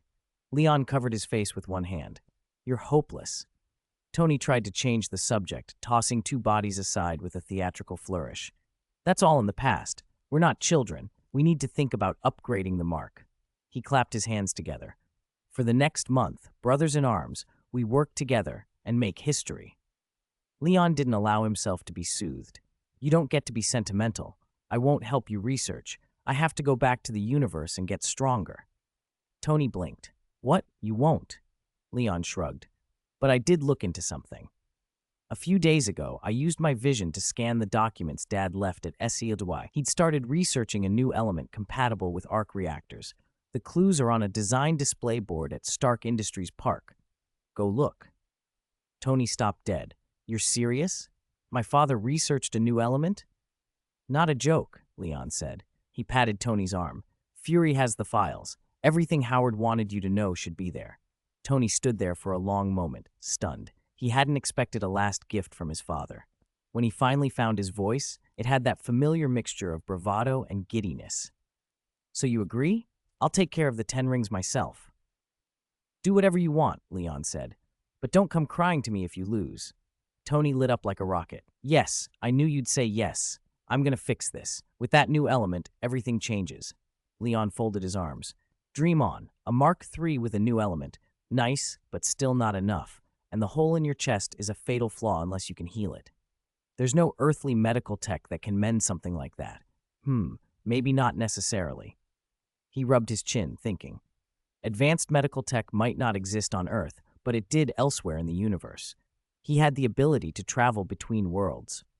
It was a crude system. Enter keywords, get an energy estimate, pay the traffic, and the ability would open a portal. But it worked. If he could find a world with a low power ceiling and superior medical technology, he could get Tony healed and give him a place to get stronger without immediately becoming godlike. Across the lawn, Tony bristled with confidence, practically vibrating with plans. Leon watched him, sighed, then set the bodies in a pile and incinerated them with a heat ray. He blew the ash away and swept the dust out of the villa with a single gust before following Tony inside. Don't be too happy, Leon warned as they walked. I told you you'd probably lose, remember? Maybe, Tony said, smiling wildly. But with a new element, who knows? I'm not asking for help. Leon saw right through him and couldn't help a faint, resigned smile. This Tony was spoiled, reckless, and impossible to change.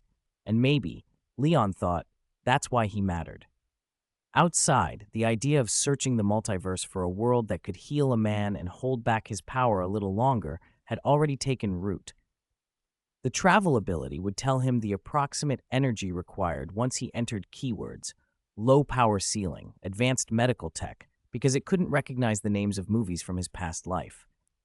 It was like a crude search engine. Type in the query, see the cost, pay the toll, and go. Chapter 54, Across the World. Not necessarily. What method do you have? You're not going to fill it with silicone or something, are you? Tony grimaced. Don't give me that idea. I'd sooner build a new arc reactor and install it. Of course not. I plan to travel to another world, Leon said. I'm sure I'll bring you good news. Travel, Tony trailed off. Then his eyes lit up. You mean to other worlds? Oh my God, you have to take me with you. I've wanted to go for so long. He practically vibrated with excitement. Another world. Will there be another me, another you? Will I be Iron Man there and you Superman? Every word made him more animated. He paced a few steps and almost scratched his own ears. Wait, what should I bring? Iron Man armor, electronics, US dollars? No, I should bring gold, and here we go again. Tony was getting worked up all on his own. Leon gently cut him off. You misunderstood. I'm going alone. Alone? Tony froze. Yes, alone. Leon repeated. Really? Tony stared in disbelief. Really? You're leaving me behind like that? Tony's fingers wavered. It's bad enough you gave me a used birthday present, and now you're not even taking me on a trip? Leon's mouth twitched. The expression on Tony's was exactly that of a Siberian husky abandoned by its owner, hurt and bewildered. No, Leon said. There are too many unknowns. I have an iron body to test things with, but you don't. Tony opened his mouth to argue, then closed it, shifting to a rueful grin. He knew Leon was right. The first time should be cautious. Bringing Tony along would just be a liability. He spread his hands. Fine, but what if you run into kryptonite or a red sun the instant you arrive? Well, I'll go wearing Super Mark 1, Leon considered. Exactly. You should wear armor, and bring 5 arc reactors just in case, and disinfectant, and... Tony rattled off a list of precautions and supplies, only pausing long enough to wet his whistle. Okay, get all that ready. When you're actually going to travel, tell me and I'll watch from here. The next evening, Leon stood in the center of a ring of instruments in the underground garage. He was wearing the Super Mark 1 and shouldering a huge travel backpack. Tony had packed it himself. 5 arc reactor cores, 10 kilograms of gold, disinfectant sprays, hemostatic foam, a ridiculous amount of emergency gear that Leon suspected he'd never need. Are you sure you're leaving now? Tony asked from behind a projection screen. Yes, Leon nodded. I'll be back very quickly. With my power, this is simple. Tony shook his head. I'm just worried about kryptonite and the red sun. If anything goes wrong, you must return immediately. Don't worry. Even if I'm suppressed and lose my powers, I'll be fine. Leon tapped his temple. Superman has weaknesses, but the knowledge in his head won't disappear. He slung the bag over his armor. I hope you've made the new element by the time I get back. Tony grinned. He'd gone to the industrial park that morning and brought back a design display board. You'd better come back soon. I'm going to synthesize the new element tonight, he said with pride. He'd studied the board and, following Leon's hints, uncovered its secret, a structural diagram of a new element. With a particle collider and enough analysis, he was confident he could synthesize it. Understanding the design, Tony couldn't help but admire his father's brilliance. I hope so. Leon offered a tight smile. Take care of yourself and Pepper. Leon closed his eyes. On the other side of the garage, Tony flicked switches and began recording telemetry. Data on space-time travel was something every scientist dreamed about. He wasn't going to miss a second. Start searching worlds, the system announced. Keywords, limb regeneration, enhancing Kryptonian strength, low upper limit of world supernatural power, no threat. World anchored successfully. Calculating energy required for travel. Travel confirmed. Leon mentally initiated his travel ability and watched each parameter lock into place. A clear sense filled his mind. The target world had been retrieved. Dozens of candidate worlds appeared in his consciousness. Black bubble anomalies, each with scant information. He could only choose one at random. Then a sensation like the border between dream and reality dropped over him. In that state, he could vaguely sense the energy cost to reach the anchored world, about 1% of his physical strength. Given the scale of Leon's power, that was enormous. Converted into a more comprehensible metric, it equated to at least 9 full days of global power generation. At that moment, it clicked why the original world had given him both a Kryptonian lineage and space-time travel. If he'd only had the Kryptonian bloodline, Reaching unlimited strength would require finding rare opportunities within the Marvel Universe. If he'd only had space-time travel, he'd spend endless time and resources gathering the energy needed for each jump. With both abilities together, they complemented each other logically. Leon felt a strange thrill. Maybe, with these combined gifts, he could truly break the upper limits and become unparalleled. He didn't waste time. Leon confirmed the travel start in his mind.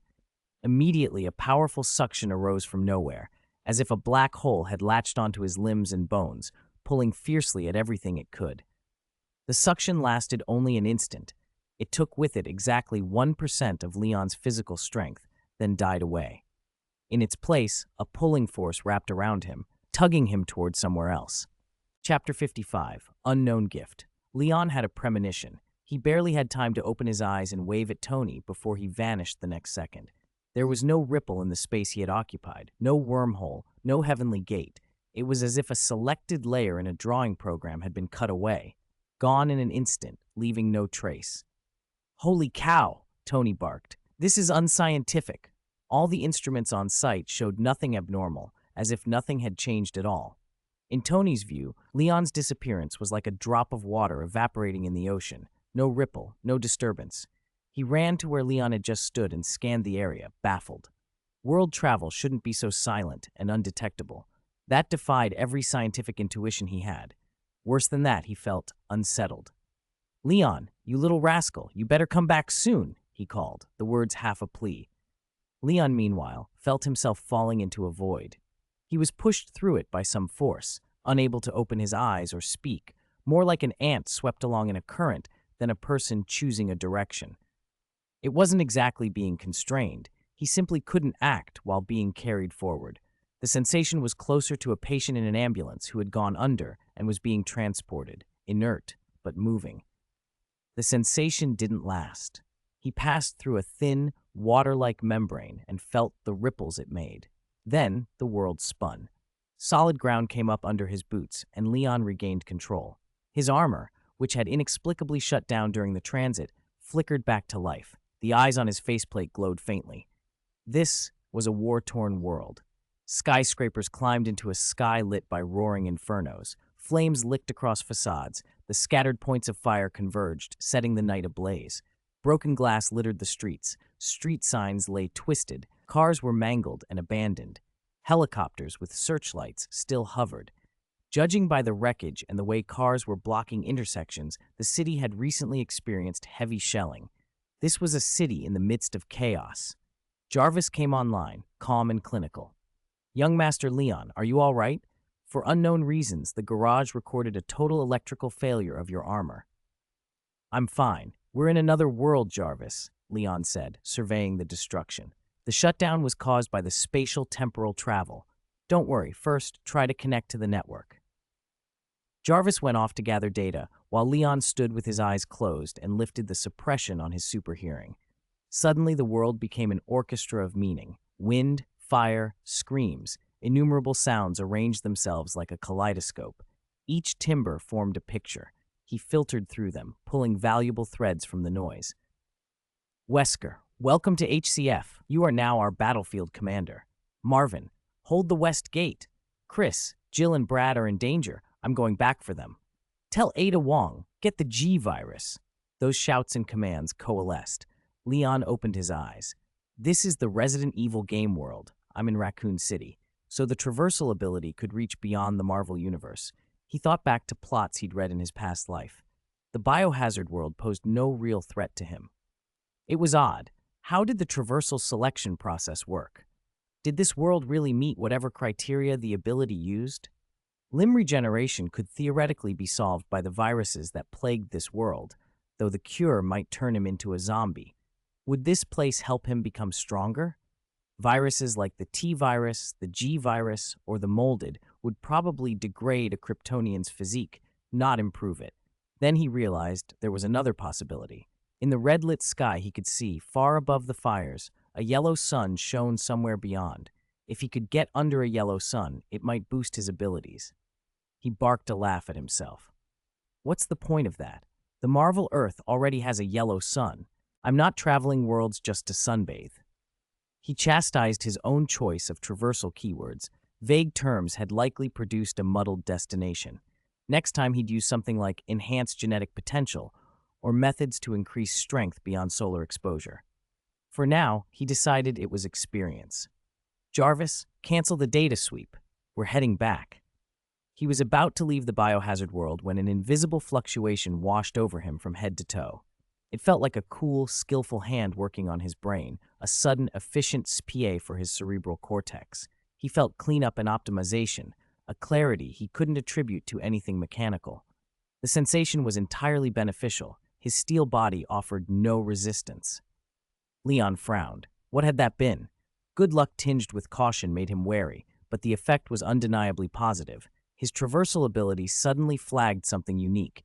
He activated it instinctively. A fragment of information, cryptic and electric, drilled into his mind, resonating directly with his traversal sense. An invisible ghost touched his brainwaves and spoke a scattering of words: gift, salvation, doomsday, evolution, organism, more. The message was garbled and primitive. Leon processed it at superhuman speed and only clearly deciphered 6 meaningful words. The sender had no apparent self-awareness, more like instinct or a set of urges than a coherent mind. The whole thing felt eerily like a world consciousness. He stroked his chin. Could the biohazard world itself be asking for help? It made sense. He had used the traversal ability to connect to it. The world could use the same bridge to reach out. Maybe it wasn't a singular consciousness at all, perhaps the collective human consciousness of the infected city, or the residual will of the viruses. Whatever it was, it had already given him a gift, the cerebral optimization he'd just experienced. That gift in the message probably referred to what had just been done. Leon liked the arrangement. Give a gift first, then ask for help. Since they were generous enough to place the gift in his pocket, helping the world, his little brother, if he indulged a bit of personification, wasn't out of the question. It would also let him analyze exactly what had been given. He was still turning possibilities over in his head when a violent explosion erupted on the rooftop of the building above him. The blast rocked the air and drew his attention instantly. Leon looked up. The helicopter that was hovering just now, did it just explode? Among the scattered flames, the helicopter's wreckage spun into another building. It barreled through, snagged on the facade, and erupted in a cascade of glass and rubble. Leon felt an odd déjà vu. Fans always joked that Resident Evil might as well be called Vehicle Crisis. Almost every vehicle in the game somehow wound up destroyed. Maybe the chopper had been overloaded with too many bulky men, he thought with a dark half-smile. Then another sound reached him from the tall building. Is that a car? On the roof? From the top of a 7-story building, a car smashed through the railing, carrying a towering, pitch-black figure, and plunged straight down. The impact made a sickening thud as the car and its passengers slammed into the street. The vehicle skidded, flipped, and rolled until it landed upside down. The big man who'd ridden it was thrown clear, massive and motionless on the ground. Inside the wreck, a woman screamed, first with the impact, then as the car rattled and rolled her against doors and roof. Leon winced at the sound. What caught his attention, though, was how unnervingly resilient she was. She had fallen from the top of a 7-story building, yet after a moment of reeling, she groaned and crawled out of the smashed window. Even more absurd, the hulking man had already pushed himself up and was lumbering back toward the car seconds after hitting the pavement. A beautiful woman who refused to die like a cockroach, a thick-skinned giant who kept advancing despite cars and explosions. Leon's mind filled in the pieces. Jill Valentine and a tyrant. Nemesis, Umbrella's weaponized tyrant. He remembered the files. Umbrella, the T-virus. Jill, STARS officer. The blue-vested heroine who'd been through the first wave of the outbreak. He already knew the time and place of the scene perfectly. It's September 28th, 1998, around 9 at night, near Raccoon City's Redstone Station, he thought. Jarvis spoke through his armor's HUD. Young Master Leon, you are correct. It is 2114. You are less than a kilometer from Redstone Station. Leon flipped open his faceplate and raised an eyebrow. You already connected to the network? Yes, but you previously instructed me to stop online data collection. My current knowledge of this world is limited, Jarvis replied. Forget that. Resume data gathering. Focus on Umbrella, the military's movements, and the HCF, Leon ordered. Understood, young master. He fell silent then, breathing in a dry tang of burning fuel and gunpowder. Jill had crawled out of the car and, by a strange coincidence, saw him. For a second, their eyes met. Urgency flashed across her face. "Are you human?" she demanded. Leon's armor was far too advanced for 1998, but Jill didn't need to analyze that to know he wasn't a normal passerby. She waved frantically. "Run! Don't just stand there. Go to a safe place. It's not safe." She was shouting without realizing that the wreck behind her had already caught. The car's tank had ruptured. It was about to blow, and the tyrant was closing fast. If she didn't move, sizzle, boom. The car exploded. Flames leaped up and began to sweep toward Jill. She tried to scramble away, but the heat licked her face and she hit the ground, expression crumpling. For a heartbeat, she seemed lost in a memory. The mansion, the first time she and her teammates met the undead. Then the present surged back as if fate were finally catching up to her. Then everything changed in an instant. Jill's surroundings snapped backwards more than 10 meters. The blast that should have engulfed her blossomed instead into the street, slamming into the tyrant with brutal force. Jill blinked, stunned, and then her eyes widened as she realized what had just happened. A stranger in an iron shell stood over her, one hand gripping her arm. The armor was heavy, she could feel its weight through their contact, but its surface was odd. A glossy blue and red sheen, sleek lines that made it look like a sci-fi war machine. A round light pulsed on the chest like some ultra-modern power core. For a moment, Jill wondered if she'd slipped into some impossible dream of time travel. She looked up. The faceplate had slid closed, leaving only two faint blue lights where eyes might be. A male voice came from the suit. "I'll explain later." Jill caught a flash of memory. Before the plasteel mask slid down there had been a human face beneath, not ugly, even kind of handsome. "Who are you?" she managed. Before she could get an answer, the distant sea of fire roared again. A rolling piece of wreckage arced toward them, and the armored man moved. He planted his boots, caught half of the twisted car body with an arm, and redirected the blast. The flames split and poured outward. From the inferno, the tyrant emerged, its body smoldering and furious. The man in the armor gave a wry, almost amused sound. "Humph, if there's anyone warm enough to roast a monster tonight, it's him," he said. Jill stared at the burning tyrant and then blinked at him. He wasn't wrong. Flames engulfed the creature, but the thought barely registered. This was a living weapon, a bioorganic nightmare. She shoved herself upright and planted her hands on her knees, adrenaline kicking in. "What now?" "Can you take care of that bastard?" she snapped, the curse slipping out before she could stop it. Chapter 57, Tracker, Tyrant. Before the mech warrior could answer, a furious shout came from the other side of the street. "Hey, bastard, look over here." Jill turned toward the sound and saw a rocket hurtling straight for the tyrant. Someone actually still had a heavy weapon. Relief flooded her. Then the rocket struck the unguarded black figure and detonated against his chest. The tyrant froze in the blast light, apparently badly damaged. A second rocket launched from the end of the street and hit him again, the explosions lighting up more than half a block. Even a 2.6-meter tall, blade and bulletproof monster couldn't ignore two direct rockets.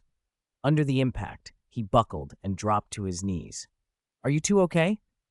The man who'd fired the rockets flung the launcher aside and ran over. He wore the green uniform of Umbrella's UBCS and had a mop of curly black hair that bounced as he moved. He looked sharp-eyed and professional. "Finally made it. I'm Carlos. I'm here to get you out." He skidded to a stop at their side. "That thing should be dead. Come with me. I'll take you to the subway station. Umbrella's emergency unit set up a shelter there, and we're evacuating survivors." "Umbrella?" Relief evaporated from Jill's face and was replaced by outrage. "Are you kidding me? Raccoon City is like this because of you. You're going to protect civilians?" She spat the words like a verdict. The outbreak in Raccoon City had started with a leak from Umbrella's underground lab, the T-virus. It enhanced bone and muscle, but it also made skulls brittle, bodies rot, and minds ravenous for flesh and for spreading the virus. When the leak happened, Umbrella had effectively abandoned the city and treated the disaster as a live test site. Government collusion had made things worse. After an official named Eagle discovered the anomaly, the military considered intervention, but a committee member named Simon had argued for waiting, seizing the research later for himself, and so the troops only sealed the city off. They restricted movement, but never sent forces in to clear the infected. Carlos, however, looked utterly bewildered by Jill's anger. "What are you talking about?" he said. "I don't know what you mean. Look, whether you trust me or not, the only way out of the city is by subway. It's up to you. What's that on your friend?" Carlos finally noticed the other person beside them, the large, bulky suit of metal armor. He looked like an extra from a sci-fi movie who had wandered into a catastrophe right after filming Wrapped. Jill glanced over. "Yeah, the mech warrior. What are you?" Her question cut off when a dull thumping sounded in the distance. "Don't mind me. I won't be going the same way as you two." The mech warrior took a step forward. They all turned. The tyrant, who had fallen earlier, had somehow recovered. The flames on his body had died down, but he was using his hands to push himself up. The thumping was the thud of his fists against the pavement. "He can still move after 2 rockets? What the hell is that thing?" Carlos muttered. "You haven't seen him before?" Jill asked. "He's looking for something. He has a purpose. He won't stop until he gets it." "We should go. This thing can't be killed," Carlos said. The mech warrior laughed. "So, by your logic, he's a very devoted fellow." "Devoted?" The two blinked at the sudden joke. The mech warrior ignored them, reached back, unfastened his travel pack, and tossed it aside. Then, suddenly, he rose into the air. "Holy!" Jill and Carlos both stared. The lump of armor spewed flame from its back and feet and hovered up. They had thought the mech warrior was just a flashy suit of armor. Who knew it had propulsion systems? Jill's earlier flashback hit her again, making her heart race. They ducked for cover, but kept their eyes on the unfolding fight. The mech warrior hovered, arms extended toward the tyrant. Energy began to build, pure technological hum, and then bolts of energy shot from his palms. 2 laser-like beams slammed into the tyrant's chest like lightning. They ripped through him at once.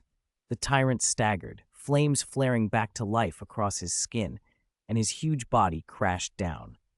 "Is it over? He shouldn't get up from this, right?" Jill asked, awed. No sooner had she spoken than the tyrant's body, pierced through the chest, began to split and swell.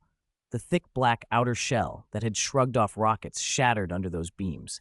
His flesh tore and ballooned as if inflated, his limbs elongating and multiplying. In seconds, the 2.6-meter figure swelled to 3 times its size. It became more canine, its hands and feet evolving into talons, fins, and bony spurs jutting from its back. It lay prostrate and gasped, rumbling breaths like an old steam engine. "This form is really ugly," the mech warrior said. "The virus and the parasites in him are out of control. He's spiraling into mutation." The tyrant known as the Tracker maintained relative coherence because of a strange parasite that stabilized his mind. Now that parasite had lost control, his body was regenerating and proliferating unchecked. Strength had increased, sanity had vanished. "Don't transform any further. Let's finish this," the mech warrior added. "If you don't transform, you'll just look silly," the other replied dryly. The mech warrior lowered his hands. Tiny missile heads popped out from sockets along his shoulders, arms, and waist. "Launch," he ordered. He fired a full salvo. Dozens of small missiles streaked through the air, arcing toward the monster. The tyrant reacted with frightening agility. His powerful limbs launched him at the wall, clinging like a mantis, trying to avoid the incoming fire. But the missiles were guided. They adjusted their paths and chased. It was the first time Jill had seen the tyrant scramble, and he still couldn't escape. The first missile struck, then another, then a stream of detonations. Each small explosion hit crucial points, sending the creature reeling and roaring. By the time the last missile detonated, the tyrant was nothing but charred bones and torn tissue, slumped against the wall and utterly still. "This time he should really be dead," the mech warrior said. Jill looked from the ruined monster to the mech warrior hovering in the air. She was filled with something like admiration. This suit was a walking arsenal, impossibly cool. In military training, Jill had excelled at demolitions. Now she felt that the mech warrior was the ultimate demolition tool, almost heroic in the sky. Leon hovered in the air, looking down at the tyrant on the ground, reduced to little more than bones. He felt certain this time the creature was truly dead. That vitality was tenacious, huh? T-virus, another branch of life's evolution. He turned his attention to the world consciousness's plea for help. The biochemical crisis world had evolved power along a completely different path from his own. Kryptonian's strength was innate, born of their cells, blood, and the yellow sun. Resident Evil's horrors, by contrast, amplified life through biochemical means. According to the games, the threats there could be divided into three broad categories: viruses, parasites, and fungi. Each had its own origin story. The most prolific was virus technology, and its backstory was curious. Long ago, in Africa, a flower called the Stairway to the Sun had given rise to a brilliant civilization that later vanished. In the 1960s, Umbrella's three founders, Spencer, Marcus, and Edward, rediscovered that flower and extracted from it a strain they named the progenitor virus. A decade later, Marcus successfully combined the progenitor with leeches to create the T-virus. During that period, Edward's son, Alexander, set up a base in Antarctica where, using ancestral genes, he bred two descendants and developed the T. veronica virus. Meanwhile, Marcus's student and Spencer's mole, William Birkin, produced a T-virus variant called the G virus in an underground lab beneath Raccoon City. Those three strains dominated the early Resident Evil timeline. Other viruses, T-Fear, T-Abyss, C-Virus, and so on, had not yet come into play. Parasites and fungi formed the other two evolutionary branches, with far fewer offshoots. The parasite rote was mainly represented by the plaga, an ancient parasite that had appeared centuries ago beneath Spain's Sierra de Valdelaguna. Unlike most viruses, plaga enhanced its host while allowing the host to retain a degree of sanity, which made it useful for forces seeking controllable biological weapons. The fungal path traced back to a black-surfaced mold called E-mold, first seen centuries ago in an Eastern European village. E-mold could store the genes, consciousness, and memories of many organisms, and when masses of it converged, it could form a giant infant-shaped entity called the Mold Lord. The Mold Lord acted like a network relay, linking all the memories and consciousness stored in the mycelial web. Smaller offshoots of the fungus were called mold or gift. Humans infected with E-mold often gained markedly enhanced physical abilities while retaining much of their rationality, but their minds were connected into the Mold Lord's network and subject to domination by higher-level infected. Ethan, the protagonist of Resident Evil 7 and 8, and his daughter Rose were examples of near-perfect integration with E-mold, though Rose's birth would be decades in the future, irrelevant to the current point in time. Leon organized the facts in his mind and began to understand why the world consciousness had reached out. The stream of keywords it had shared — gift, salvation, doomsday, evolution, biology, more — started to make sense. Gift naturally referred to the invisible enhancement he had just received. Salvation and doomsday were literal. The biochemical crisis world had suffered multiple near-world-ending disasters, though in the original timeline they were overcome. The greatest threat was probably the Chaos incident tied to the C-virus. The creature called Chaos was not especially powerful on its own, but the virus it carried could rapidly infect the ocean and from there spread worldwide. Of course, that had nothing to do with Leon. These days, he could eliminate such troublemakers well before they became global threats. Still, he hesitated. If doomsday meant the Resident Evil calamities, why would the world consciousness personally beg him for help? Even if all humans and creatures perished, the planet would continue orbiting the sun. Then again, he couldn't dismiss the possibility that this world had rules like some comic universes, a kind of webbed fate where the deaths of key characters triggered cascade events that destroyed the whole world. If that were the case, the world consciousness might be desperate to keep certain people alive. Leon decided the more likely motive was simpler and set that thought aside. Evolution and biology were straightforward. The world wanted assistance promoting biological evolution. That fit Resident Evil's themes perfectly. He had often joked while playing that Resident Evil seemed to deliberately concoct the worst possible life forms, viruses, molds, and parasites, all mixed together with no room left for ordinary living. Now that the game had become real, and the world itself might be instinctively guiding those developments, everything had a new logic. To push evolution forward, the world had brewed dangerous but highly potent species. Viruses, E-mold, and Plaga could recombine and mutate, precisely the raw material evolution needed. So evolution and biology were probably the core of the world's request. The last tag, more, was ambiguous. Leon closed his eyes and tried to feel the emotional pulse the world consciousness had left behind. The information attached to more was laced with encouragement, anticipation, and impatience. He interpreted it as a promise: fulfill the request for help, and the world would give him further rewards. "All right," he said, tapping his metal faceplate with one finger. "Even the world consciousness knows how to make big promises." His tone was half amused. "Since there will be follow-up feedback, I'd better take this seriously." He still didn't fully understand the nature of the gift he'd been given, but his superbrain gave him a vague, persistent intuition that it would prove very useful. First step, he decided, let's treat the Raccoon City crisis as practice for saving this world. He shut off the Warframe's thrusters and landed. In the original timeline, there's a T-virus serum in the hospital. I can use that to try and derive a broadly applicable antidote. He kept thinking aloud. And Umbrella's underground lab, Birkin's G-virus, can't be allowed to remain free. It could be key to promoting biological evolution if controlled properly. As he mapped out the plan, something tapped his Warframe. "Hello?"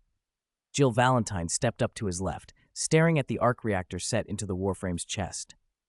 "You're full of surprises. Who would have thought so much firepower could be hidden in something this compact?" "I haven't introduced myself," she added. "I'm Jill Valentine, S-Dars.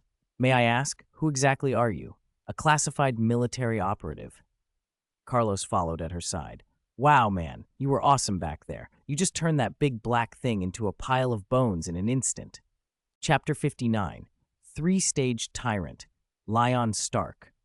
Lyon nodded slightly to the two of them. "You two should get out of here fast. The zombies are swarming, drawn by all the noise." "Aren't you going to the subway station?" Carlos ran a hand over the battle armor. "Wait, you're one of the guys sent in from above to deal with this, right?" He couldn't help grinning at the armor like a kid at a tech expo. "I didn't know this country had stuff like this. They hide it well." Jill's expression softened when she looked at Lyon, as if she'd found a compatriot. She stuck out her hand. "I was Delta Force. Lyon, what unit are you with?" Lyon took her hand with his armored one. "You've got the wrong idea," he said. "I'm not from your country. I'm not even from your world." "World?" Jill frowned. "You mean we're not in the same plane of existence?" "Literally," Lyon said. "I'm from another world." He released her hand. "I'm not here to clean up Umbrella's mess either." "The world consciousness hired me," he added. "It asked me to help save this world. So you two should leave, gather civilians and get them to safety. I might even be able to get you some T-virus vaccines later." He turned, located Raccoon City Hospital, and prepared to fly. From behind, Carlos laughed. "Hey, Brother Lyon, you're kidding, right? Another world, got any proof?" Carlos's tone was half joke, half skeptic. The man before them was handsome in a rough, disheveled way, but Carlos was beyond the age of fairy tales about cross-world saviors. Maybe the armored guy had seen too much combat. Someone hired by the world consciousness? Like a savior? Jill's face flickered with doubt, too. The instant movement he'd shown a moment ago made her heart skip, but she pushed the thought away. A savior from another world sounded impossible. Maybe he was obscuring details with a joke. Leon lifted off, but he didn't fire the armor's thrusters. He hadn't used the suit in a long time, and for a second forgot to turn them on, relying instead on his biofield to lift him. A several-ton iron shell floated almost effortlessly, and his voice came muffled, like someone speaking inside a can. "I don't need to prove this, Carlos," he said. "You don't have to believe me. Just do what you're doing. Save as many people as you can. That will matter more." He scanned the streets from above. "Also, get out of here. The zombies are closing in." They didn't notice that the iron armor had already pried up the heavy lid of Newton's coffin and was hovering above it. Around them, limping figures shambled from alleys and intersections. "We have to go." Jill's face grew serious. She still called after Lyon. "What about you? Where are you headed? Maybe we can help." I'm heading to Raccoon City Hospital and the police station, Lion replied. The station's basement connects to an Umbrella lab. If you need serum, meet me there. Umbrella's lab? Jill started to ask more, but Lion raised a hand to stop her. His ears twitched. Hold on, he said. Something's crawling nearby. Sounds like horsehair worms. Horsehair worms? Parasites that made a sound as they crawled? Jill and Carlos stared at him, puzzled. Shouldn't we take him with us? Carlos whispered to Jill. He sounds unstable. Jill had a different take. Lion's movements looked deliberate. Maybe that twitch had been a signal. Professional soldiers used codes. It's too bad neither she nor the umbrella man beside her were on Lion's frequency. There's a sound, Lion repeated. He turned in the air and looked at the remains of the tyrant. Where the dry bones had been, a bulging black mass now slithered. Countless filament-thin threads, less than a millimeter wide, coursed out from it, spreading across the pavement and crawling toward the other zombies. The spread was silent, like a sheen of dark water slipping over a street. Horsehair worms? Really? Carlos blurted. That wasn't a code? Jill cried, suddenly alert. Lion's assessment was blunt. The tyrant isn't dead. He raised an eyebrow at the way Jill and Carlos reacted. Their minds jumped to horsehair worms and secret codes instead of the main point. The tyrant had regenerated. These plot characters' thought patterns were odd, probably the result of too many fights. In the game, Lion remembered Jill had just suffered a bioweapon outbreak 2 months earlier. Trauma lingered. Insomnia and frayed nerves made sense. Still, their detours baffled him. Tyrant? Jill and Carlos snapped fully awake, faces drained. It's still alive? Puff! Puff! Puff! The street erupted with the sound of collapsing bodies. The approaching zombies were dropping in droves as the black threads enfolded them and began to absorb and digest the corpses. Damn, it's absorbing other zombies. Stop it! Jill barked, pulling her pistol and firing. Carlos opened up as well, but the pistols were useless. Bullets did nothing to the viscous, proliferating mass. Lion watched from above and didn't join the attack. He felt a strange mix of curiosity and irritation. Had the tracker-type tyrant ever shown this kind of regenerative vigor? In the game, Leon had played with plenty of cheats. Wind Spirit, Moon Shadow, and bosses fell in a single hit. Reality, however, didn't always match memory. Let me see how many stages you can transform into, he muttered, arms crossing in midair. Like Frieza. The tyrant fed feverishly. Within a minute, the black mass swelled into a leech-like behemoth, 8 meters long and 3 meters high, filling most of the street and blocking the path Jill and Carlos would have to take. What the hell is that thing? Jill ground her teeth. Leon, do you have any way to deal with it? His voice came from behind, calm and impossibly confident. Step back. Let me handle this. Those 6 words hit Jill the way a salve does on an old wound. She felt a sudden, absurd reassurance, like being near a great general in a crisis. For a breath, she let herself believe. She turned back to look at him, full of questions, and saw a scene she would never forget. Chapter 60. Raised to the ground, Jarvis disengaged the battlesuit. Jill heard Leon's voice coming from inside the mech. Yes, young master, replied a second, mechanical voice. For a moment she wondered if she was imagining things. Then the mech's thrusters suddenly belched flame. Iron plates opened one by one, revealing the man inside. Jill's mind went blank the moment the thrusters fired. The mech had been floating before, as if weightless, no visible propulsion at all. It had felt like a ghost. A cold chill crept up her spine, then gave way to stunned disbelief as the faceplate sprang open and a face was revealed. High-bridged nose, thick brows, deep-set eyes, hair falling loose in defined strands. He carried the lazy ease of an afternoon sun. For a heartbeat, Jill thought he might be a Greek statue brought to life. Then she took in his clothes. He wore a rock-gray knitted sweater, khaki cargo shorts that showed half his calves, and brown hiking shoes. He looked less like a stern, sculpted soldier and more like a student yawning his way out to buy breakfast on a summer morning. If it had stopped there, Jill would have written him off as a handsome but unreliable elite. But the mech did not simply open. The man, Leon, actually floated out. Both Jill and Carlos gaped. They watched him rise, his casual composure sharpening into intent, his dark pupils flickered with crimson light. The mech retracted and hovered nearby, still spitting flame. I originally wanted to get along with you all as an ordinary person, Leon called, voice lazy even as he hovered. But this tyrant keeps resurrecting. Now I'll lay my cards on the table. The battlesuit is just my seal. He crossed his arms as he floated, cargo shorts and all, like someone looking down on the world. Opposite him, the gigantic leech that had already grown to 10 meters across abruptly exploded outward, sending countless thick, sinuous tentacles slicing through buildings and coating them as though they could reproduce forever. At the center, the tyrant's upper body had developed into a grotesque, building-sized form. It had no feet, only two nearly 10-meter talons, and its head had become a leech mouth lined with razor teeth. It had entered its third phase. Having been killed twice, all its hatred now focused on Leon. The thing stretched a long neck forward and bellowed, a roar that shattered the sky. A fierce wind blasted from its mouth and raced down the street, rattling cars. Leon frowned, as if offended by the creature's breath. Then his figure blurred and reappeared below the tyrant. "Shut up!" he roared, breaking the sound barrier. He punched upward with a motion that looked effortless. The tyrant's newly regenerated head didn't stand a chance. Leon's blow shattered it into 1,000 fragments like an overripe balloon. The shock didn't stop at the head. Leon threw his biofield around the tyrant, and the force applied to the whole creature at once ripped it and the buildings entrapped by its tentacles right out of the ground. Sections of black, biological tissue, whole facades, and chunks of pavement broke the sound barrier and shot into the sky. Leon didn't stop. He chased and punched again. The second impact detonated in a blast like a falling meteor. The tyrant, the buildings it had melded with, and the horde of zombies were pulverized into innumerable fragments. Jill and Carlos felt as if a portion of their memory had been ripped away. They hadn't even blinked, and yet the city within a dozen meters was gone. Where buildings once stood there was now barren, cracked earth.